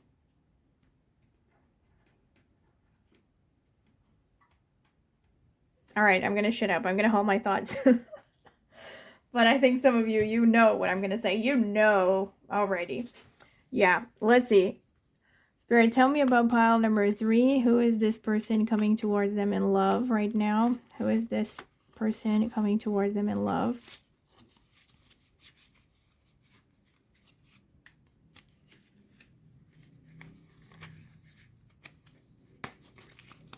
Who is this next romantic partner, Spirit? Oh, any day now. Hold on. I'm having... No, not this one. This one? Yeah, this one. No way. No friggin' way. Alright, no way. That card came out for one of the other piles. I'm not going to say which one, but if you feel drawn to it, check them out. If you feel drawn to one of the other piles, go ahead and check it out, I mean. So anyway, we have number 7 with the Poet. Let's see. What else? Spirit, tell me about pile number 3. Who is coming towards them in love? The Finch and Peach. Romance. Number 36. That boils down, that's 3 plus 6, that is a 9. The Finch and the Peach romance. I'll say, I mean, you have 4 of Wands, like I said, checkmate. I mean, you've already won. You have won the game of tarots. Don't tell the others. Spirit, tell me about pile number 3. Who's coming towards them in love? All right. Peregrine Falcon, 25 observation. All right. All right. So, pile number 3. We have 8 of Swords, King of Cups, Knight of Cups. So I can see... And also, I just want to start, I have to say it. I have to get it out of the way before I forget. I mean, I'm not going to forget, but I want to get it out of the way. I think that you're going to marry this person. All right? I'm going to say it right off the bat. I really think you're going to marry this person. Because you have the 4 of Wands clarifying the 3 of Pentacles at the end. But, let me start with the beginning. So we have King of Cups. We have Knight of Cups underneath. So this person, all right, I want to clarify already. Please clarify the Knight of Cups, Spirit. Please clarify the... Too many. Please clarify the Knight of Cups, Spirit. Okay, we have 2 of them. We have the 6 of Swords and the Hanged Man. Wow. All right. So at the moment when you come across this reading, this is a person who... They're going through a self-healing phase. I was actually thinking that, I was just thinking while I was shuffling, I was like looking at this candle and I thought, does this say hostage? But then I realized that it's in Swedish. This is from IKEA, by the way. I have no idea what it says. Höstagile. I don't know what that means. If anyone knows what it means, please let me know. I have no idea. But I saw, the first thing that I saw was hostage. What the hell? Because this, you know, the string was here. And I thought hostage. And then we have the 8 of Swords. I thought, dear God, this is not going well. But then we have the 4 of Cups. Sorry, 4 of Wands at the end to save the day. But I'm getting ahead of myself. So I think with the 6 of Swords and the Hanged Man, this person at the current moment is not in the greatest space. So I think they're have recently moved from maybe a difficult situation. Also a kind of a situation where they felt stuck. there's definitely this feeling of stuckedness here with the, I mean, the Eight of Swords right off the bat shows this, there's a stuckedness. You know, there's a lack of progress frustrating this person, a feeling of being trapped somehow. And it's not permanent, but I think this is their general vibe around this time. Like they have, I think at the moment, like I said, they're actually moving away from this, but it has been a slow transition out of a very dark place.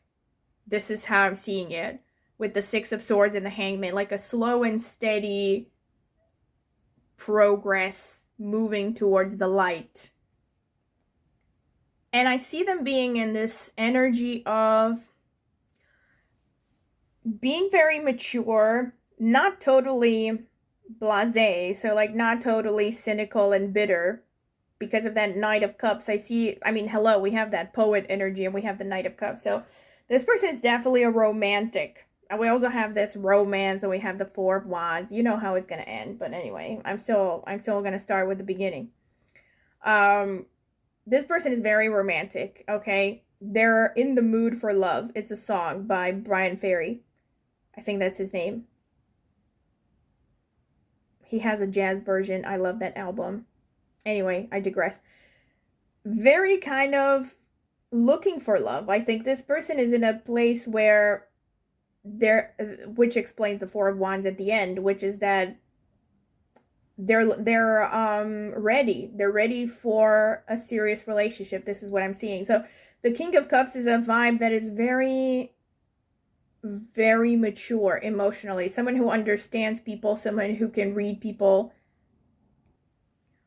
So they're also emotionally sane, which is to be appreciated, and it's pretty rare nowadays. They're very emotionally sane. Someone who cares about others, I think. Someone who's very intuitive, but has only like recently come to terms with their emotional side. I feel like this is someone who's coming from a background of not trusting their intuition, maybe not even being fully aware of their emotions or paying too much attention to their emotions, but something has happened in recent history that has made them more empathic, more emotionally attuned, first of all to themselves, but also to others, more mature, all right? And then we have the King of Wands and the Five of Cups. I think this person,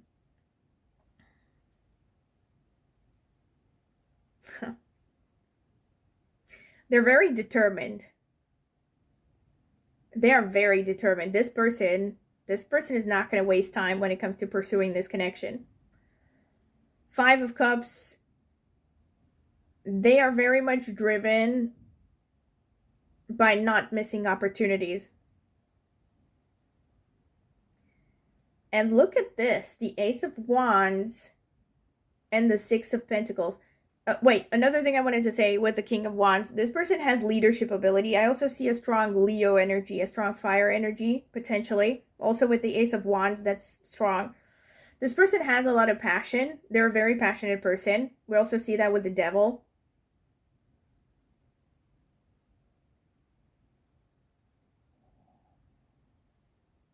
Yeah, very passionate, very, very driven, and very determined in pursuing you.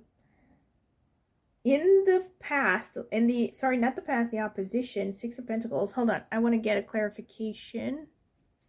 Please clarify the Six of Pentacles. Spirit. All right. Oh, wow. Knight of Swords. Please clarify the Five of Cups. The Eight of Pentacles.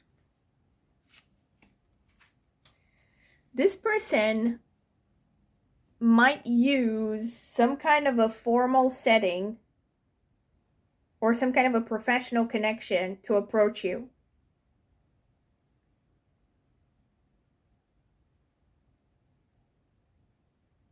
They could be someone you work with, but not necessarily.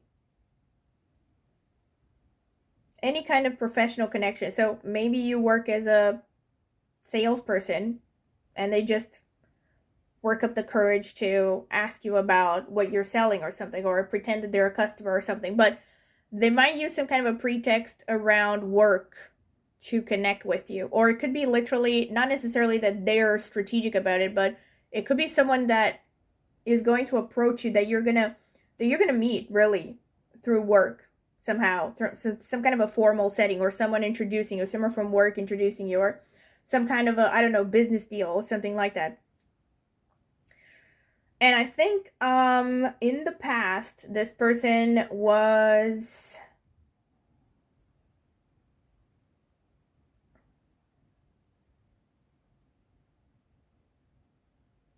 very much a head first sort of person.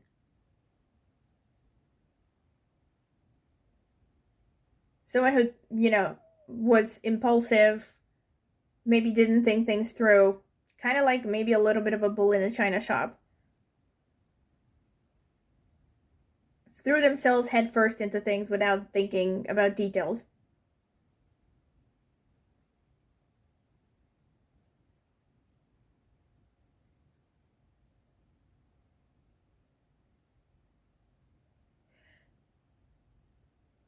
Oh, no, no, no, no, no. Sorry.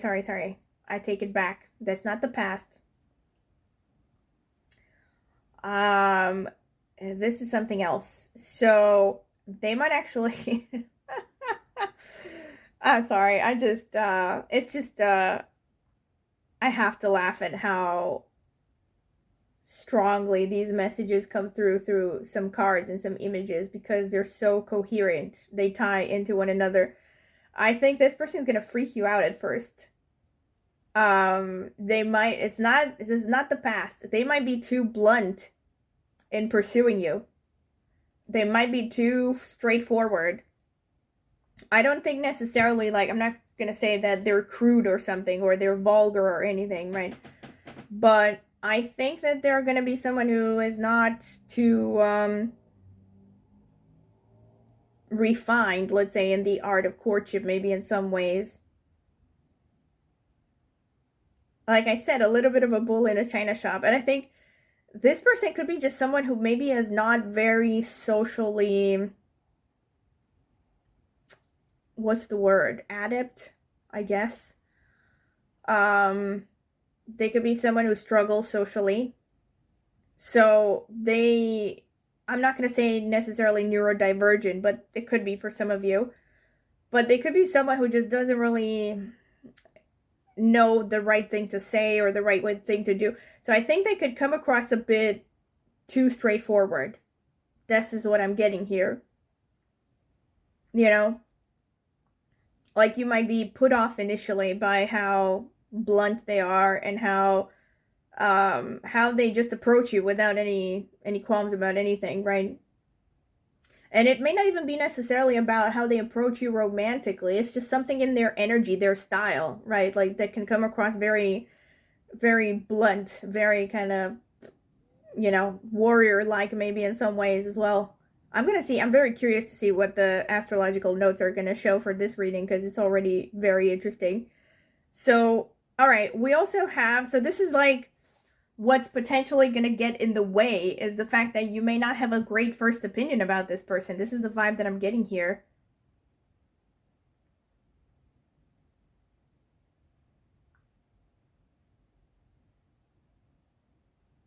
They might also come across as arrogant. Like, they might try to teach you something, and you may not want to hear it, or give you advice about something. But if that is the case, sorry, again, it's because they're looking for a pretext to get in touch with you somehow. So I'm seeing some kind of misunderstandings, basically, initially. Now we have the Devil and the Six of Wands. So this is the past. This one is very fascinating to me, because one is very, well, not very negative, but one is pretty negative. The other one is not so. It's very positive, actually. So what I would see here, and again, I'm going to pull clarifications. I must. All right. First thing that I want to say is we have the number 6 here twice. We have 15, we have 6. So 15 is a 1 plus 5. That's a 6. And then we have the 6 of Wands. So a lot of Venus energy. What I'm getting here, all right, before I pull clarifications, my first vibe here is this person has been very hedonistic in the past, very materialistic. Wouldn't be surprised if they have a strong Rahu in their horoscope. Or a strong Venus. Very driven by material possessions, wanting to succeed in the eyes of society, constantly wanting more. And also very driven by their own hedonism, like I said. So the devil can even speak of, you know, sexual energies, can be addictions, can be anything that is material, but it's too much, you know? So overly indulgent, that kind of vibe. Let me see what the clarifications say. So please clarify the Six of Wands, Spirit.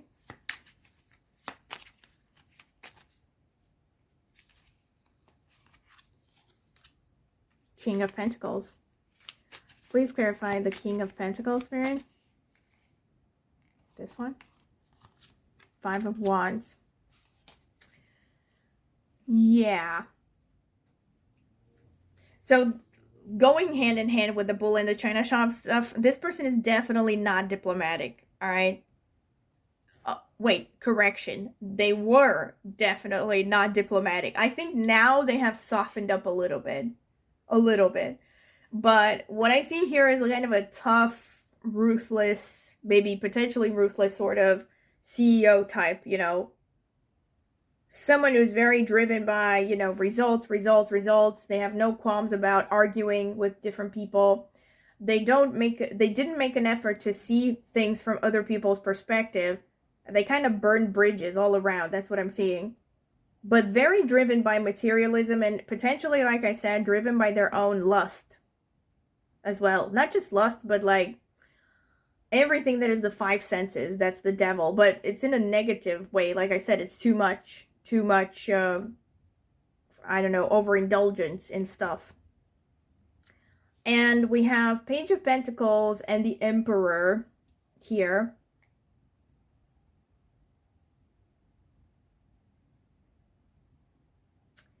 So this is showing that this person is going to have a very mature, well, or they think it's going to be a very mature. Like I said, you may not see it the same way, but they will be thinking in light of recently acquired information and a development of emotional intelligence. They will seek this very kind of slow and steady wins the race approach in creating this relationship and forming a bond with you. So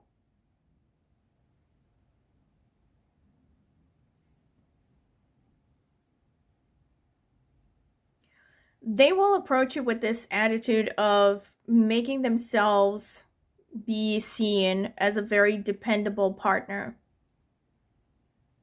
a very solid. They might even showcase their social status in approaching you or in trying to court you and impress you.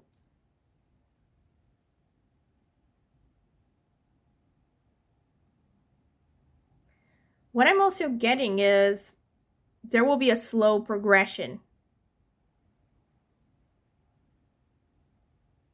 of this connection, I mean. Not necessarily because, I mean, it could be also because of their approach, but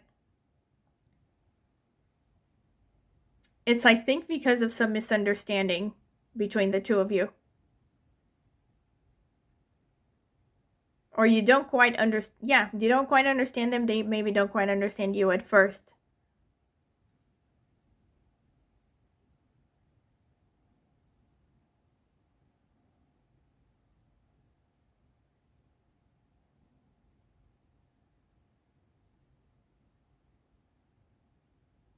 I really think for many of you, there's such a strong message here of a professional connection.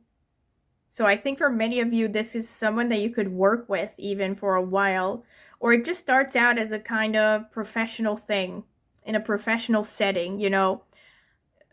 or anything formal. When I say professional, I mean, of course, there's a wide variety of contexts under which that could take place. If you're in university, this could be someone you work with on a project, right?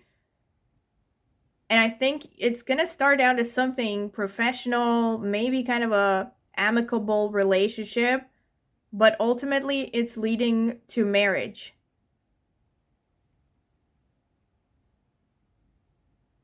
And what I also see very clearly is that the time that it takes from the moment that you start, from the moment you meet each other to the moment that you get married, what it takes is for you to develop good communication.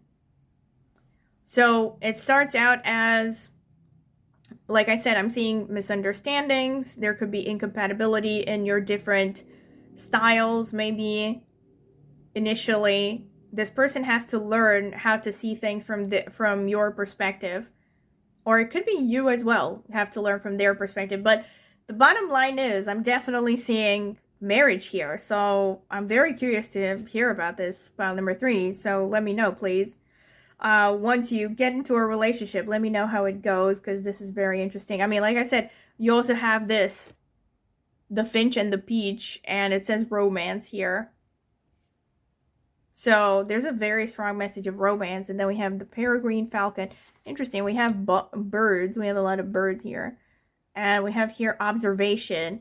Wow. Observation. With number 25, which boils down to a 7, which I connect to, well, it could be 7 as in the 7th house, the house of marriage in astrology, but I also connect it to Ketu, the lord of, the co-ruler of Scorpio in Vedic astrology, which is the south node in tropical astrology, right? Ketu, south node, it's the same thing. What I was going to say with the observation is I think this person might be watching you from afar at first and could be pretty strategic in trying to contact you. Like I said, I'm seeing things like they're looking for a reason, you know, might be awkward at first, but I see a lot of perseverance with this person, let me tell you. A lot of perseverance. I also see this interesting sort of combination here between youthfulness and maturity. So it could be that they are older than you, but they have a youthful soul, or they have they're young, but they have a very mature soul. So there's this kind of dichotomy here. I want to pull out some clarifications because I'm curious. Spirit, please clarify the Emperor for me. Two of Wands.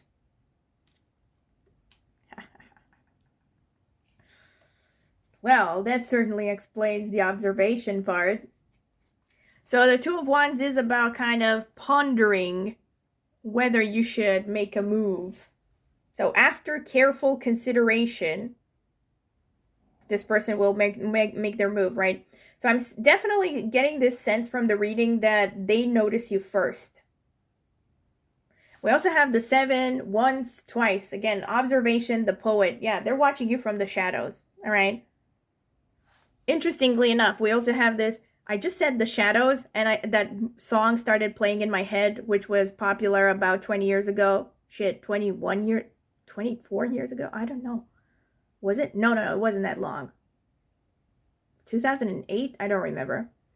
It was that song by the Rasmus, From the Shadows, like, I've been watching, I've been waiting in the shadows for my time. I am totally off key. But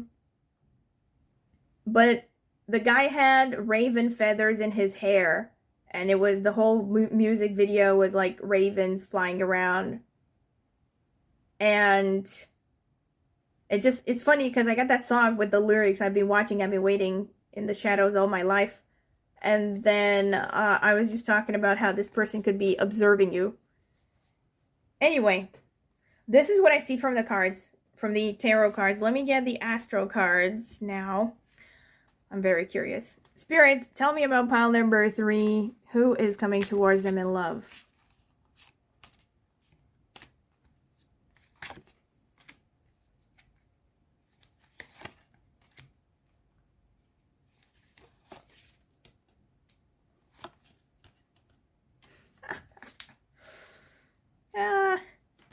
We have Taurus. All right. Explained through a lot of solid energy here. We have Taurus, the sensual, and we have all that Venus energy that I was talking about, right? Taurus is ruled by Venus. So, makes sense. Taurus is very much about the physical pleasures of life, right? Sugar, spice, and everything nice. So we have second house, which is further reinforcing the Taurus energy. And then we have Pisces, we have Gemini, we have third house, we have Sun. So Taurus in the second house shows me that this person is very solid. Like I said, I'm getting this very solid, stable vibe. This very kind of slow and steady wins the race sort of person. Another song that I'm getting in my head is No Surprises by Radiohead. That's the kind of vibe that I'm getting with this person. They don't like surprises. They're very solid. And the second house speaks of them having a good financial position. Probably because of all of that chasing money thing. They have a good financial position, a good amount of savings.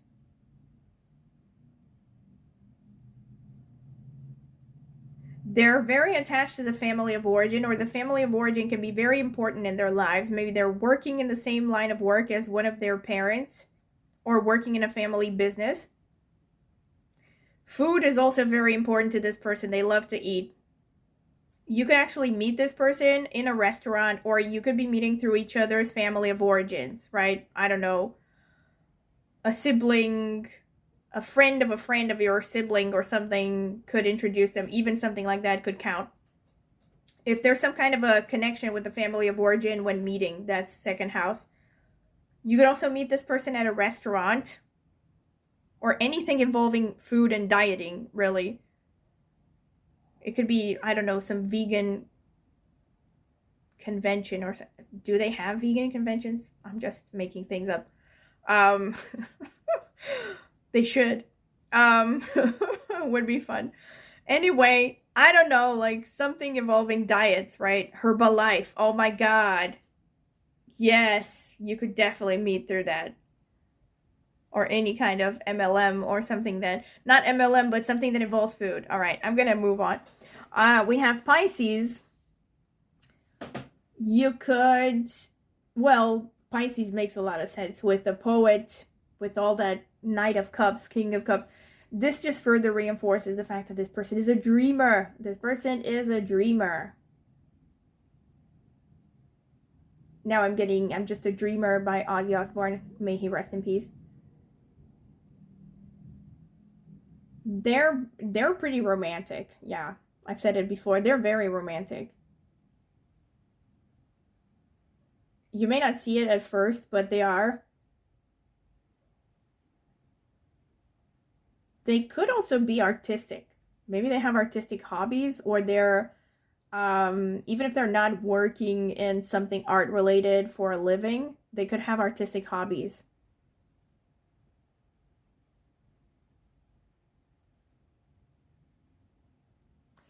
Gemini, here we have that dichotomy here between sort of maturity and youthfulness and stuff. So Gemini can speak of a certain youthfulness. This person can be very good at communicating. They can have, maybe for some of you, they're also pretty talkative. I mean, we have Gemini and the third house. Another thing with the third house is you could be meeting this person online.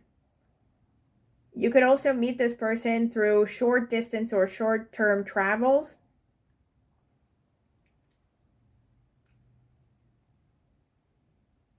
You can meet them in your neighborhood or their neighborhood. You could be neighbors. I said this in a video that I did on my astrology channel, which I will be linking in the video description, by the way, if you're curious about it, that Jordan Peterson met his wife because they were neighbors when they were kids.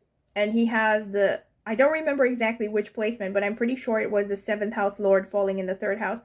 So, whatever. In astrology, there's this whole thing where you can see how you meet your future spouse, the general circumstances.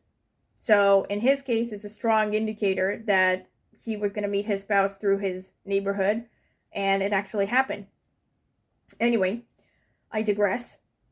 third house can also show, actually, not surprising, because I'm really getting a strong sense with this reading, maybe more than the other ones, that this person is very, very well off. I'm getting this, okay, pretty solid sense that they are, yeah, they have plenty to spare. You know, I'm getting this pretty comfortable position with them. And the third house shows this entrepreneurial spirit, or at least very independent spirit. They could be self-employed. They don't like to take orders, and they have a very strong willpower. They are used to putting a lot of effort into things, to getting what they want. And somehow their communication stands out. They communicate a lot, or they communicate very well. Maybe they communicate a lot for their work. The Sun, as a personality, yeah, makes sense with the Emperor. Makes sense with I think the King of Wands. Didn't I say it? King of Wands came out, the second position. So, very Leonian character, personality. The Sun energy is very, goes hand in hand with the King of Wands, also the Emperor. So, someone who has a lot of responsibilities. They could be someone who has responsibilities over other people. We also have the Six of Pentacles at some point. Where was it? Where was that one? I think it was here, isn't it? Opposition, Six of Pentacles. Oh my God. I just got a thought in my head. This is super specific, but I feel I have to say it because it came up in my head. I think for some of you, this could be a teacher of yours, a teacher, a professor, or you're some kind of or you could have that kind of a connection where you're a pupil and teacher or something. Because that could be why there's, it takes a while before you might get together because understandably there's a conflict of interests potentially, or just seen as inappropriate. I'm not obviously talking about situations where someone is a minor. If you are, don't get into that. Don't do it. You're young. Save yourself. But in general, I don't know, this could be any kind of a teaching position, by the way. So with the Sun, there is a connection to teaching in general, or any person who's kind of like looked up to, right? A leader, a boss, someone who has authority over others. But here with the third position in the Six of Pentacles, I really got this vibe that for some of you, this could be a teacher, a professor, a not counselor, a consultant of some kind, right? Or you could be the teacher, right? But I think it's mostly them because of that Sun energy. Another thing, it's not implausible actually, right? So they could still have a strong Sun energy, but still you could be the teacher, because what's really getting in between the two of you, that's what I'm seeing, is potentially having this kind of teacher-student connection, right? So it could go both ways. Anyway, where was I? So the Sun energy, very much hand in hand with that Emperor, very confident person, right? So at least on the surface, and I don't think it's actually just on the surface with this person. This person is very solid. They know what they want. They're a go-getter. So there's a lot of confidence. There's a lot of healthy confidence here. They could have a bit of an ego with all the Sun energy. They also have a good amount of pride. Obviously, bear in mind, this is a general reading, so I can't get super in detail. If I were to do an astrology reading, for instance, I would be able to say, you know, if a person has a bad ego or a good ego, a healthy amount of pride, or an unhealthy amount of pride, etc. But what I see is just a lot of pride, right? Whether it's healthy, unhealthy, it could be unhealthy for some of you, it could be not unhealthy, just a decent amount of pride. They have a certain dignified aura about them. And like I said, I think they're in positions of responsibility, or they behave in a way that's very responsible, ready to take responsibility. There could be something paternal about them as well, or having that kind of a vibe. I don't know how to say it exactly. Even if this is a woman, right? Isn't there a podcast? I have never watched it. I don't think so, but I heard about it. Call Me Daddy. I haven't watched it, and it's basically the host is a woman as far as I've seen. Yeah, so I don't know if this is a woman. Again, there's a leadership vibe. There's a protective vibe, right? This is the kind of person that people go to take shelter. So that the kind of person that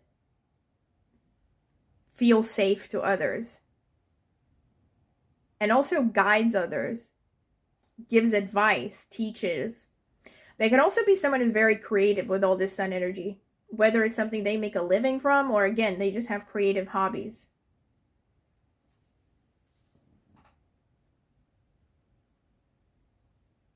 Also, with the sun and the Pisces, there is a strong potential that this person has a pretty fair complexion.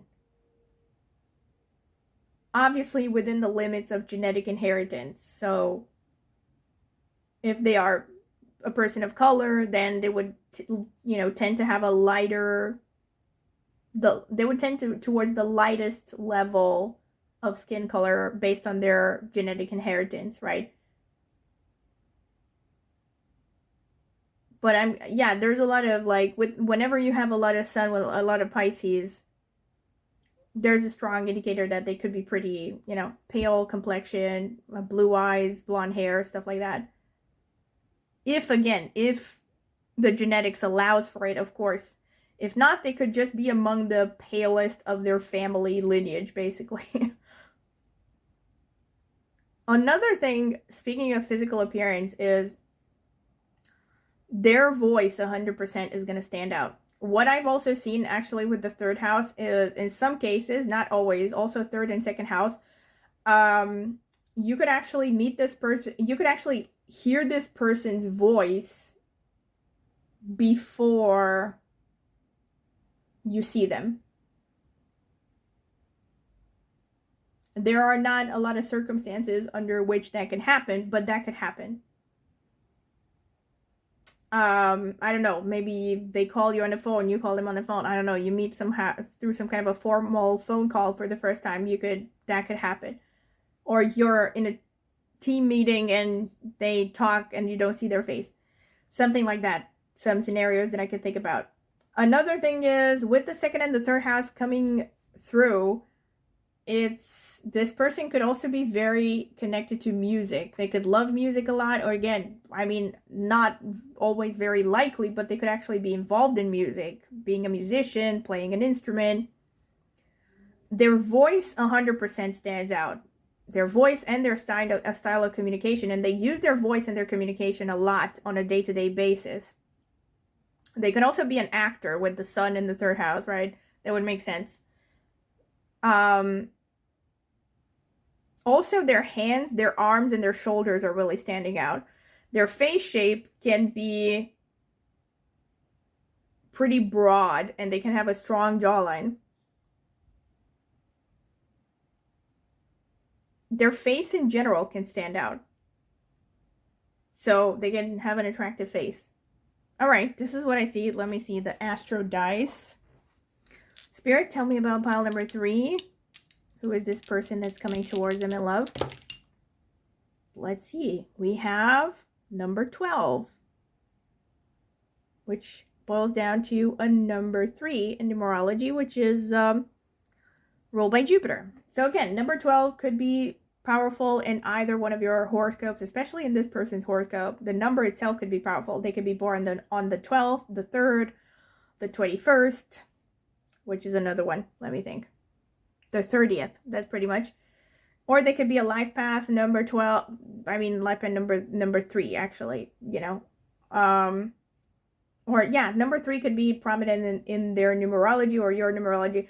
Or they could have a very strong Jupiter energy as well. Or, of course, the 12 can also refer to the 12th house, which connects to Pisces. And now, aside from this, oh, look at this. We have Venus. She's got it. Yeah, baby, she's got it. So, Venus, very strong confirmation of that devil, that 6. I was talking about all that Venus energy with this person. Taurus as well, second house. Very strong Venus energy with this person. because of that, they could actually be working in some kind of line of work where they directly deal with money. Banking, insurance, something like that. Accounting to some extent. Or just any kind of physical goods.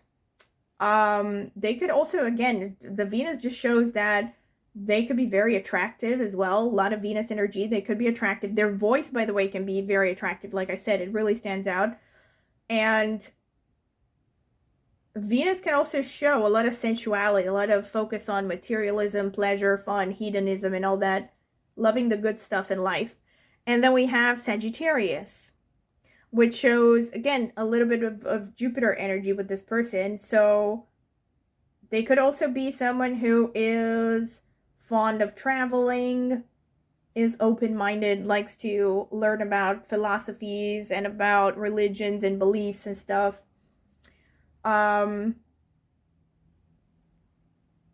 With all the Jupiter energy, holy shit, Jupiter is a very strong connection to classical music. I did mention instruments.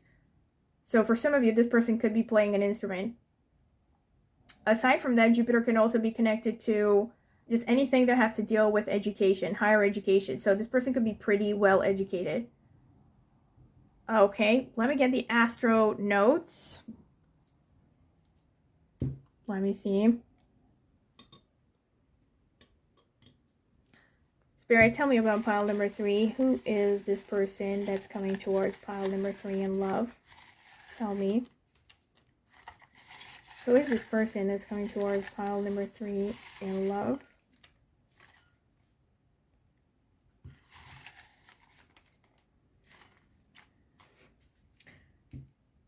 That's it?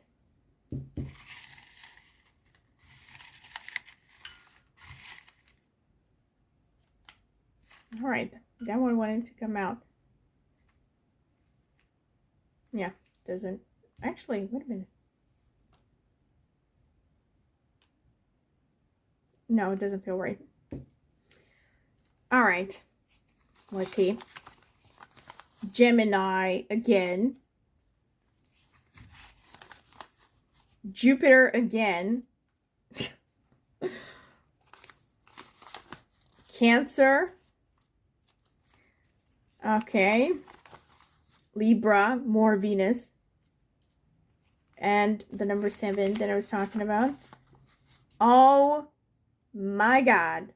I did mention, did I not mention? You can play that back when I said I think this person has a strong Rahu and or a strong Venus, and both of them came out. I can't. Talent. Virgo. All right, so this person also has some strong Mercury energy going on. Danishta. With all the Virgo, I wonder if Hasta is going to come through. Unlikely, but Danishta is falling in Capricorn Aquarius, ruled by Mars. It is also connected to music a lot. Uttara Falguni falling in Leo, Virgo, the Sun. Revati falling in Pisces, ruled by Mercury. Punarvasu falling in Gemini and Cancer, ruled by Jupiter. And wow, I was not expecting this one. Ardra falling in, oh well, wait a minute, actually, now that I think about what the tarot card said, it makes sense. So, let's see. Oh, it makes a lot of sense. Oh, yes. So, no Hasta. Not that it makes a difference. The person could still be into music, and they could be using their hands a lot for their day-to-day activities as well.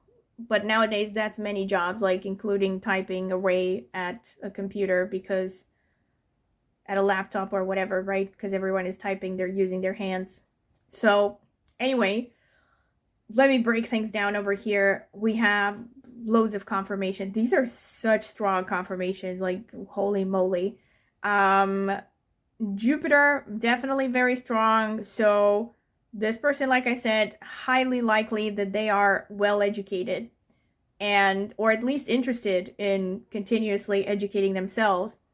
We have Virgo and Gemini, strong Mercury energy. So this person is probably very analytical as well. Virgo can also make them very picky. They can be meticulous, attentive to details.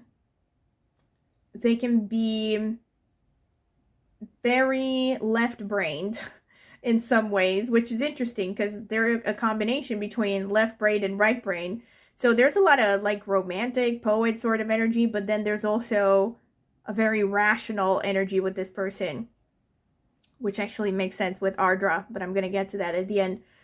And we have Libra, which shows this person can be pretty diplomatic if they absolutely have to be. But it's probably going to be on the surface with the rest of the cards that I've seen. So they can be interested in arts, though. They can be interested in reading a lot, literature, all kinds of fine art stuff. And again, music could definitely be a thing. And they're definitely, so there's a lot of reinforcement of how good they are at communicating, very smart. Maybe they speak multiple languages, another thing.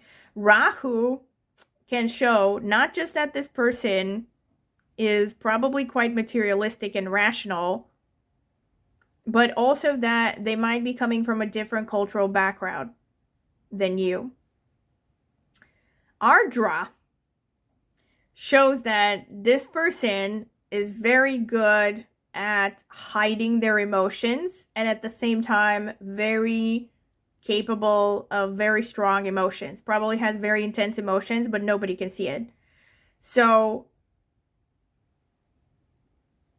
I don't know how to give you an example of this, but you know what a really good example is? If I remember correctly, Ryan Phillippe, I don't know how many people know him, but he was Reese Witherspoon's husband. And if anyone here has seen Cruel Intentions, I'm talking about the one from the 90s. Ryan Phillippe has, as far as I remember, I could be wrong, but I don't think so. Even if he himself doesn't have Moon in Ardra, but I remember him having Moon in Ardra, or some kind of placement in Ardra. Even if he doesn't, though, the character in the Cruel Intentions movie is very Ardra, right? So he plays this very cunning, manipulative sort of person who ultimately kind of sets a trap for himself in a way. I don't want to say too much without, I don't want to give stuff away if people want to watch it for some reason. I vaguely remember that film. I saw it when I was very young, obviously. Not too young, but I was young. But that kind of a character, that's an Ardra, right? That's someone who's very good at hiding their emotions, but they also at the same time have this kind of a sensitivity to them. Like they seem sort of vulnerable, but at the same time they're capable of violence as well. Ardra is actually ruled by Rudra in Vedic astrology, which is a god of destruction. It's out of the 27 nakshatras, is the one that is the most governed by destruction. So they're capable of a lot of stuff. They're also very capable of strong emotions, like I said. So they're also very fond of nature. They like animals and nature, so this could be a thing with this person. And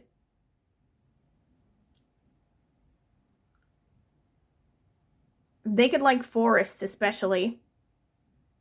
They could actually work with animals, or just at the very least, be interested in animals, have pets, etc. So this is what I can see about Ardra. Obviously, it doesn't mean everyone's going to have the same situation. This is a general reading, and also there are a bunch of influences here, so I'm going to see. It's probably going to be a combination of different types of influences here for most of you. Revati shows a person who likes to travel. So this came through multiple times with Jupiter, also with Rahu. I think for many of you, this person comes from a different cultural background. They could even be multi-ethnic or multi-racial even. There's someone who likes to travel, someone who is lucky when traveling. Generally, things work out for them when they travel. Their eyes could really stand out. They could have very, how should I put it? The eyes could be pretty large for them, and also capable of showing emotions. you know, like good at emoting, if that's not the way. Another famous person that I'm almost certain has Moon in Ardra, by the way, just to give you an example, but her time of birth is not public, is Emilia Clarke, who played Khaleesi in Game of Thrones, just to give an example. So a lot of Ardra people, they're actually known to be very good at portraying strong emotions. I remember reading some perspectives a long time ago that said that they make the best actors because they're just capable of showing very strong emotions on camera even. And they tend to have this very expressive face, you know. Another thing that I've noticed personally with Ardras is that they tend to have very strong teeth, which makes sense considering the symbolism of this nakshatra. It's actually governed by the dog or the wolf. Anyway, aside from that, going back to Revati, their eyes could be wide set as well, and their eyes can really stand out. So they can have really attractive eyes.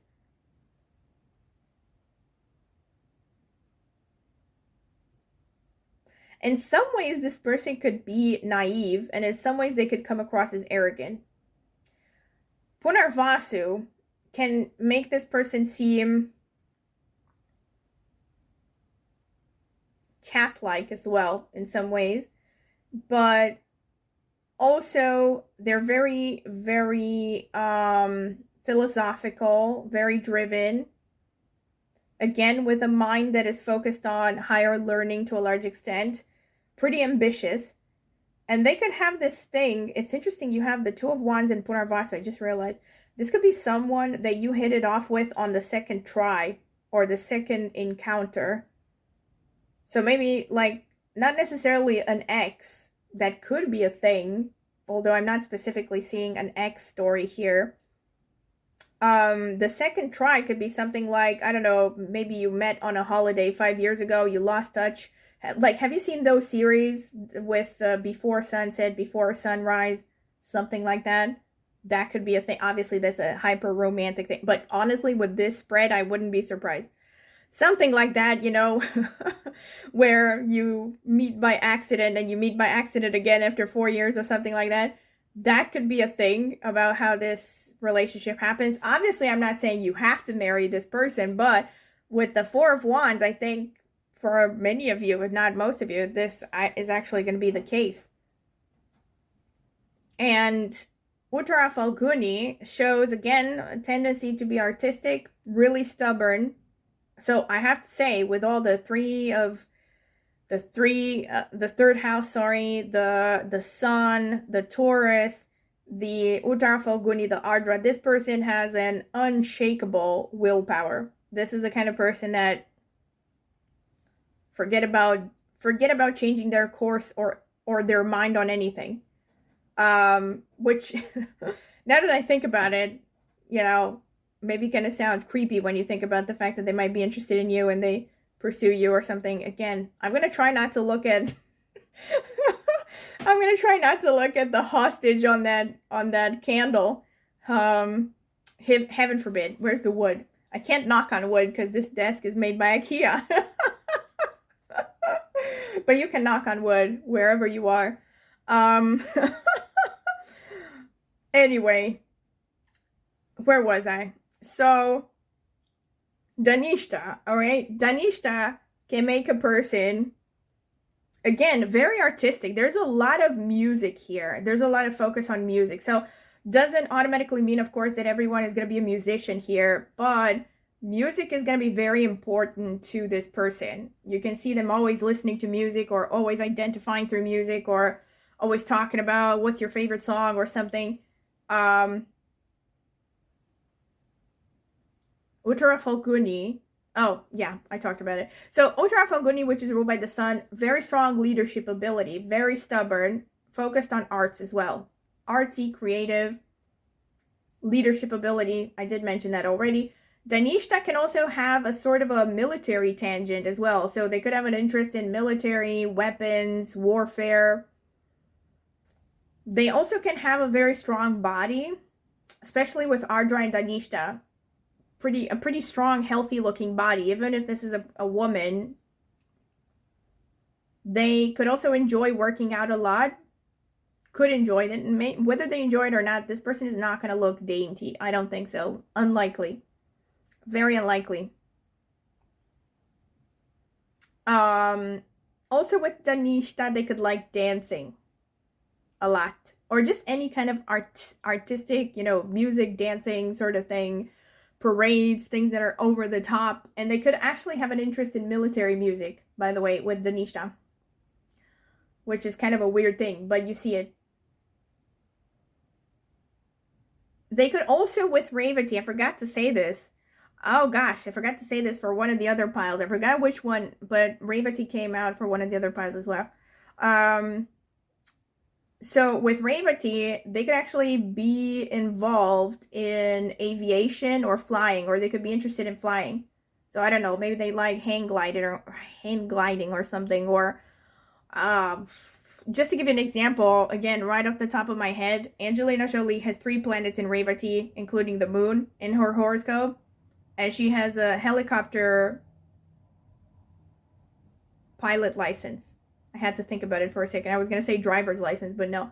A pilot license, right? So, and you see this a lot. I've seen this a lot with people with Revati placements. They're very interested in flying. They like flying.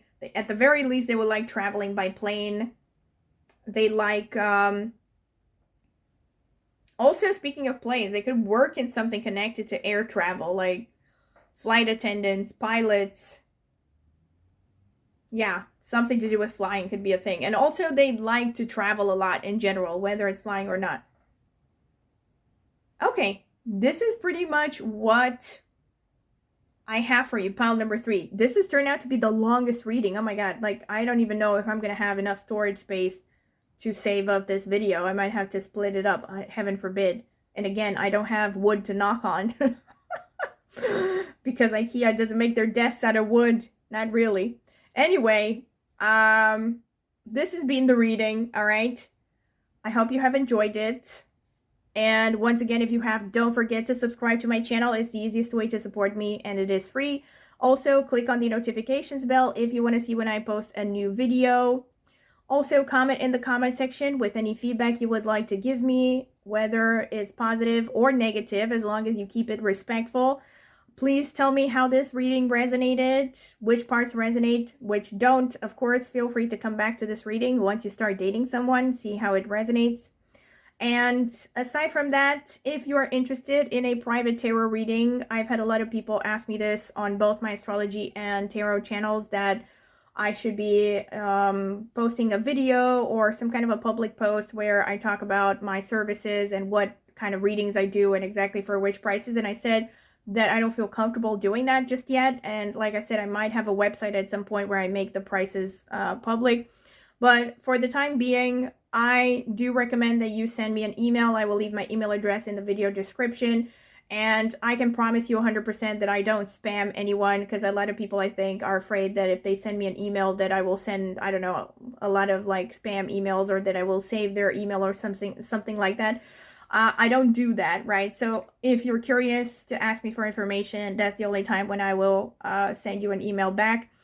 Aside from that, right, you can also check the link in the video description that will lead you to reviews for private readings that I have done. It might help you decide if you want to get a private reading from me. And aside from that, if you would like to support my channel further, of course, you can do so by clicking on the join button and becoming a member in exchange for a small monthly fee. You will get some personalized emojis and a few other perks. And aside from that, you can also, of course, leave a tip if you want, or the best way to also support my channel is to share this video with as many people as you know. People that might be interested in tarot would help out a lot. And aside from that, last but not least, I do have an astrology channel, and I have started that channel almost 10 years ago. It will be 10 years next year. And I focus on mainly Vedic astrology there, but also with some tropical insights. By Vedic, I mean that I use the sidereal zodiac together with the whole sign house system. And I also use insights from multiple astrological systems that I have studied over the years. I have more than 20 years of experience reading horoscopes, more than 10 in Vedic. And that is my preferred system right now because it's simply the most accurate. But I also dabble in, you know, I still remember, not dabble, because I've been into tropical before Vedic for almost 10 years again, more than 10 years actually. Wait a minute. Probably like 15 years. So I still know a lot of the tropical techniques as well. Sometimes I mix them up. I do a lot of my own research. So if you're curious about astrology, go ahead and check out my channel. Every now and then I also dabble into other systems like, or at least I use my insights from systems like Chinese astrology, Batsa, Ziwei Doshu, Mayan astrology, numerology, etc. I have yet to actually post videos on these subjects, but I use my insights from them a lot. So if you're interested, go ahead and check out the link to my astrology channel. Maybe subscribe. I would greatly appreciate it. Thank you very much for listening, and I hope to see you at my next tarot reading. Bye.